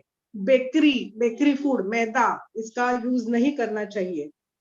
हो सके तो नॉनवेज नहीं खाना चाहिए, क्योंकि नॉनवेज बहुत हेवी होता है खाने के लिए। अगर आप टाल नहीं सकते तो सूप फॉर्म में आप नॉनवेज ले सकते हैं, वो भी ओकेजनल। अल्कोहल बिल्कुल नहीं लेना चाहिए। व्हाइट शुगर विष है, ये बिल्कुल लेना नहीं चाहिए। हो सके तो दिन में सन बाथ आप जरूर ले सकते हो। सन आरोग्यम भास्कराद इच्छे, माने आरोग्य किससे मिलना, किससे प्रार्थना करनी है? सूर्य को। तो यह सन सैल्यूटेशन या सूर्य नमस्कार, अगर आप फिजिकली ठीक हो तो सूर्य नमस्कार भी आप आपके डेली रेजिम में इंक्लूड कर सकते हो। थोड़ा सा टहलना, चलना, जिससे आपको मन प्रसन्न रहता है। अच्छा संगीत सुनना, ये भी आहार ही है, तो ये भी आपको बहुत अच्छी तरह से स्वस्थ रखेगा। और एक very important thing, last but not the least, हमें डाइट जैसा मसाज का उपयोग करना चाहिए। जैसे कि हम खाना खाते हैं ना, वैसे त्वचा के लिए मसाज, सादे तिल तेल का मसाज भी हमारे शरीर को अच्छा रख सकता है। तो this is also a kind of food which you are giving to the skin. हमारा एक मित्र है, वो क्या करते हैं पता है, जो छोटे बच्चे जो उनको बहुत लूज मोशंस होते हैं, तो उनके थाइस पे वो दूध मलते हैं, दूध का मसाज करते हैं, तो इससे भी डिहाइड्रेशन कम हो जाता है।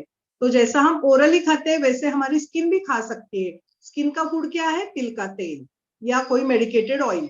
तो अगर आप नहाने से पहले खुद को मसाज करो तो ये भी एक डाइट ही है जो आपको स्वस्थ रखता है। हाँ मैम, Yes. मैं वनीता तारकस बड़ौदा से हूँ, गुजरात से। नमस्ते। हाँ नमस्ते। थैंक यू मैडम, बहुत अच्छा लेक्चर के लिए। Thank you. और मुझे एसिडिटी बहुत है, यानी कि 40 साल से है। अभी थोड़ा डाइट कंट्रोल कर लेती हूँ तो अच्छा रहता है, लेकिन कभी कभी बहुत हो जाती है, तो उसके लिए मैं क्या कर सकती हूँ? और दूसरा क्वेश्चन के कैंसर पेशेंट के लिए शुगर तो खाना ही नहीं है, और वो मैंने ऑलरेडी बंद ही कर दी है, कुछ भी नहीं खाती, लेकिन गुड़ लेना चाहिए कि नहीं, गुड़ के जगह पर?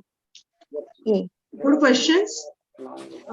एसिडिटी कंट्रोल करने के लिए मैंने जो बोला है ना, अदरक का यूज करना बहुत महत्वपूर्ण है।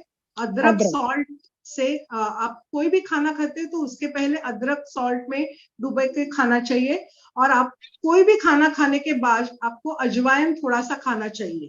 तो इससे क्या होगा, पाचन अच्छी तरह से होगा और एसिडिटी कम होगी।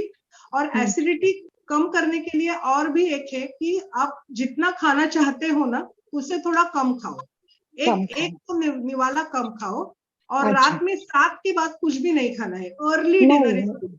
तो अगर ये जो और खाना खाने में और सोने में कम से कम 2 घंटा आपको रखने चाहिए। और दिन में आपको सोना नहीं है, दिन में अगर नींद आती है तो ऐसे रिलैक्सिंग चेयर पे आप बैठ के नींद ले सकते हो। ओके, अगर ये चीजें याद रखें तो एसिडिटी का प्रॉब्लम नहीं होगा। अगर होता है तो आप निशा जी के थ्रू मुझे तो नहीं खाने चाहिए, गुड़ भी प्रमाण में खाना चाहिए। जैसे कि क्रेविंग होती है तो गुड़ थोड़ा सा घी के साथ आप खा सकते हो। अच्छा, लेकिन स्वीट ज्यादा नहीं खाना है। स्वीट आप फल से खा लो ना, नेचुरल शुगर्स ले लो। नहीं, शुगर स्वीट यानी मैंने कैंसर हुआ उसके बाद एकदम टोटली बंद कर दी है शुगर, तो स्वीट भी नहीं खाती, कुछ भी नहीं, बस और फ्रूट्स और इसकी वजह से मुझे बहुत फर्क पड़ा है। और तो रहता ही। हाँ, और मैडम की वजह से, निशा मैडम की मुद्राएं, प्राणायाम, गायत्री मंत्र, इनकी वजह से बहुत अच्छा लगता है। और हैप्पीनेस, मैडम ने एक ही बोला कि हैप्पी रहो, बस हैप्पीनेस के अंदर आपके अंदर सब हो जाता है। हैप्पीनेस ही सब कुछ है, हंसो, सब कुछ है, बस बस बस वही। Okay, thank you madam. Thank you Anita ji. Yes, ये एक पॉइंट मैं भूल गई थी, इस मैडम ने मुझे याद दिला दी। हंसना है, खिलखिल के हंसना है। हंसने से भी बहुत हैप्पी हार्मोन्स क्रिएट होते हैं शरीर में और आपका सेहत अच्छा रहता है। नमस्कार ma'am, thank you so much, wonderful sharing. Ma'am मैं पूछना चाहती हूँ, आंवले का मैं यूज करती हूँ, क्या आंवले से भी गैस बनती है? और आंवले का हमें बेस्ट वीक क्या है यूज करने का? और सेकंड, ये गैस, मैडम ने मुद्राएं तो बताई है मुझे, तो गैस्ट्रिक की प्रॉब्लम हमें भी रहती है बहुत ज्यादा, डाइजेस्ट नहीं होता फूड। हाँ, तो आंवला हमें मोरावड़ा मतलब कि शुगर में, स्वीट कैंडी में आंवला का यूज आप कर सकते हो, या तो आप जूस ले सकते हो, नहीं तो आंवला, हल्दी और अदरक का अचार भी ले सकते हो। लेकिन आंवला कभी भी इवनिंग में नहीं खाना चाहिए, 6 के बाद आंवला नहीं खाना चाहिए, नहीं तो वो हजम नहीं होता।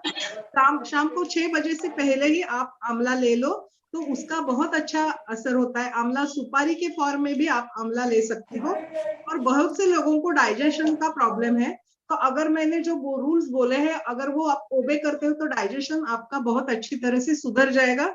जैसे कि मैंने बोला था कि अदरक और नमक भोजन से पहले और बाद में कोई पाचक ऐसा अगर लो तो आपका डाइजेशन ठीक रहेगा। और अगेन थोड़ा सा क्वांटिटी कम कर दो, थोड़ा सा फ्रीक्वेंसी कम कर दो, रात का खाना जल्दी खा दो, फोकस और कंसंट्रेशन से खाओ और अच्छे मनस्थिति में खाओ तो आपको लाभ हो सकता है।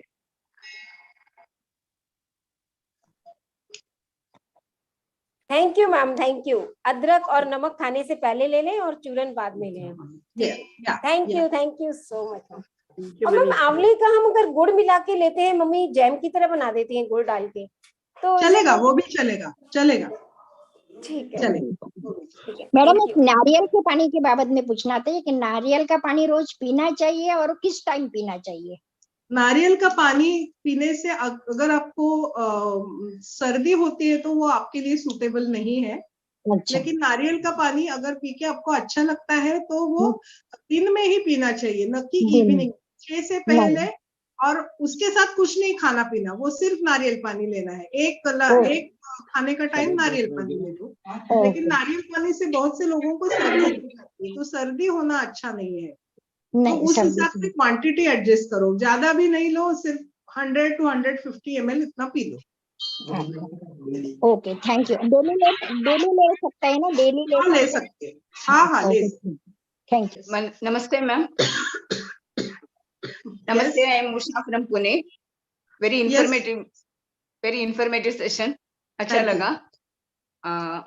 तो मैं यूसोफेगस निकाला है मुझे। I am a cancer patient. Oesophagus and तो यूसोफेगस निकालने की वजह से मैं थोड़ा भी खाएगी तो मेरे को directly pull the stomach and ये किया ना, तो इसलिए मुझे कुछ भी खाएगी तो इमीडिएटली बल्ज हो जाता है, मैंने थोड़ा हेवी हो जाता है। इसलिए I am splitted into 2-3 parts. ऐसा खा रही हूँ मैं, जो भी खा रही हूँ वो कम खा रही हूँ। ऑलरेडी पहले से तो कम हो गया, बट वो भी मैंने पार्ट्स में खा रही हूँ। तो उन्होंने वनिता जी बताया जैसे ही मैं भी डेली ये लेती हूँ, और टू से पैंटाक मॉर्निंग भी लेती हूँ, इवनिंग भी लेती हूँ। विदाउट दैट मेरे को ये नहीं होता है, डाइजेस्ट नहीं होता है ऐसा। तो उसके लिए मैं क्या कर सकती हूँ? मैं खाने पीने पे एकदम रेस्ट्रिक्शन हूँ, आपने जैसा बताया वैसा ही है, मुझे ज्यादा ये नहीं है खाने में। अगर मैंने जैसा बताया है आज, उसका सबका पालन करो तो ये प्रॉब्लम निकल जाएगा। और नहीं, और 1 मिनट, अदरक लेने से जरा मेरे को जलता है, इसके वो पोर्शन जरा अभी तो किया, इसकी वजह से क्या पता नहीं। तो अदरक नहीं है तो अदरक के बजाय आप एलोवेरा जूस ट्राई कर सकते हो, उससे भी आपको अच्छा लगेगा। थोड़ा सा एलोवेरा जूस एम्प्टी स्टमक लेके देखो, उससे भी आपको फर्क पड़ेगा। अगर नहीं अदरक अच्छा लगता तो रहने दो, वो छोड़ दो। एलोवेरा जूस लेना शुरू करो, उससे भी आपको फर्क आएगा। Okay madam, thank you, thanks a lot.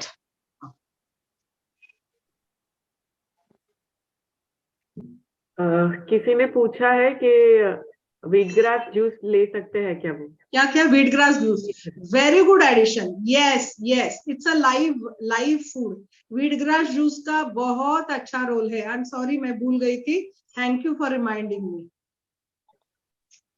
जिनको लता जी का क्वेश्चन है, लता जी आपका ऑडियो अनम्यूट करके आप पूछ सकते हैं। ऑडियो और वीडियो अनम्यूट करें। नमस्कार डॉक्टर साहब, thank you for this informative session. बहुत इससे हमको फायदा होगा, और ये मेरा पहला ही चांस है, मैं इस ग्रुप से जुड़ी हूँ। मेरा क्वेश्चन था कि मुझे जो लास्ट ईयर कैंसर हुआ, सर्जरी हुई ब्रेस्ट कैंसर की, उसके बाद मेरा कीमो के दौरान मेरे को गॉल ब्लैडर पेन हुआ, तो मेरा गॉल ब्लैडर रिमूव करना पड़ा। और since my childhood I have been facing constipation. तो मुझे उसके लिए आपसे राय चाहिए कि मुझे क्या करना चाहिए। कॉन्स्टिपेशन मेरा डाइजेशन मेरा जैसे मुझे लगता है कि वीक है, और मुझे कॉन्स्टिपेशन के लिए कोई ना कोई मेडिसिन लेना पड़ता है रात में, बहुत थोड़ी क्वांटिटी में ही सही, लेकिन मैं लेती हूँ, उसके बिना मैं फ्रेश नहीं हो सकती। आप ना हमेशा डेली 15 ब्लैक रेजिन्स भिगो के खाइए। मनुक्खे बोलते हैं 15। मनुक्खा का भी अलग रोल है, आपका इम्यूनिटी भी उससे बढ़ जाएगा। तो 15 ब्लैक रेजिन्स सुबह आप एम्प्टी स्टमक खाओ तो उससे कॉन्स्टिपेशन कम हो जाएगा। और रात को सोते समय जस्ट 50 ml 50 ml दूध, और उसमें गर्म दूध का गाय का, और उसमें आधा चम्मच गाय का घी, ऐसा मिला के गरम गरम पी लीजिए, तो उससे भी कॉन्स्टिपेशन आपका ठीक होगा। जी, तो ये जो मनुक्का आपने बताया रात में मुझे भिगो के रखना है? रात को भिगो के रखना, और सुबह ब्रश होने के बाद एम्प्टी स्टमक वो खाना है, उसका पानी भी पीना है, तो उससे भी आपका कॉन्स्टिपेशन कम हो जाएगा। Thank you so much, thank you. Ma'am, हाँ मैम, डायबिटिक पेशेंट है तो ये रेजिन, ब्लैक रेजिन्स है या ऐसा सब खा जरूर ले सकते हैं, उससे इतनी थोड़ी शुगर बढ़ती है, हम खाते हैं सभी से शुगर ही बनती है। तो even if you are diabetic doesn't matter, have no problem. थोड़ी बढ़ेगी, बाकी थोड़ा सा खाना कम खाओ, एडजस्ट कर लो। और वो जो खजूर वगैरह बोलते हैं कि वो ले सकते हैं? प्रमाण में ले सकते हो, और पाव रोटी कम खाओ, बैलेंस। कितना ले सकते हैं खजूर? 1 या 2 डेट्स ले सकते हो, वो घी के साथ लो तो वो पच जाएंगे। Okay, thank you ma'am. Kuntal ji, आप पूछ सकते हो। Okay, thank you Renuka. Okay ma'am, thank you so much, आपका काफी इंफॉर्मेटिव रहा। और मैं यहाँ पे जो वनीता जी ने पूछा ना एसिडिटी का, तो I just want to share कि एसिडिटी जो मैंने भी सबसे पहली बार निशा जी का और मैडम का ही लेक्चर अटेंड किया था, और उन्होंने जो जो बोला वो सब मैंने फॉलो किया मुद्राओं के साथ। मेरा बहुत ज्यादा एसिडिटी का प्रॉब्लम था विच गॉट रिजॉल्व। तो I just wanted to say that कि अगर आप वो करते हो तो डेफिनेटली आपको हेल्प होगी। और दूसरा मुझे ये पूछना था मैम से कि हम जो एलोवेरा है, एलोवेरा का जो जूस आप बोल रहे हैं, तो घर में फ्रेश एलोवेरा है तो उसका जेल खा सकते हैं क्या? पर हाँ, वो जरूर 1 चम्मच ऐसा खा लो। पूछा है microwave should be avoided, same for oven भी यूज नहीं करना है? No, oven is okay, not microwave, oven is fine. Okay.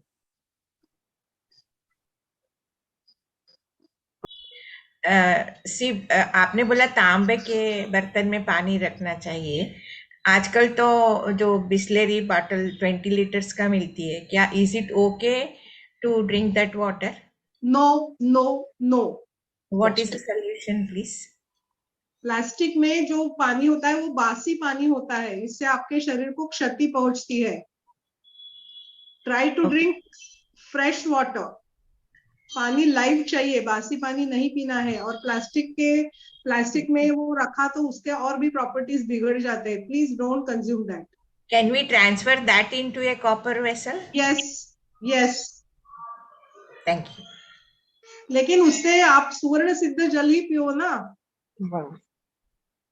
या, थैंक यू। बस जो क्वेश्चनल सेशन है यहीं पे हम लोग एंड करते हैं। ऑलरेडी 10:30 हो रहे हैं। रेणुका, हम लोग जो क्लास है कैंसर पेशेंट्स की, उसके अनाउंसमेंट सेशन। आपने जैसे स्टार्टिंग में कैंसर पेशेंट के द्वारा एक्सपीरियंस सुना, तो आपको भी अगर वो एक्सपीरियंस फील करना है, अनुभव करना है और मुद्राओं से जुड़ना है, तो निशा मैम को कांटेक्ट कर सकते हैं। और कैंसर पेशेंट के लिए हम मंगलवार और गुरुवार को सुबह 9 से 10 ऑनलाइन क्लास लेते हैं, गायत्री मुद्रा के क्लास। वो कैंसर पेशेंट के लिए फ्री ऑफ कॉस्ट है, और इसके लिए भी आप निशा मैम, वन्ना मैम या मुझे कांटेक्ट कर सकते हैं। चलो, thank you so much for your patient listening, and thank you Nisha ji for giving me this opportunity. Thank you ma'am for time. Thanks to all. Thanks madam. Thanks. धन्यवाद। Thank you Nisha ma'am.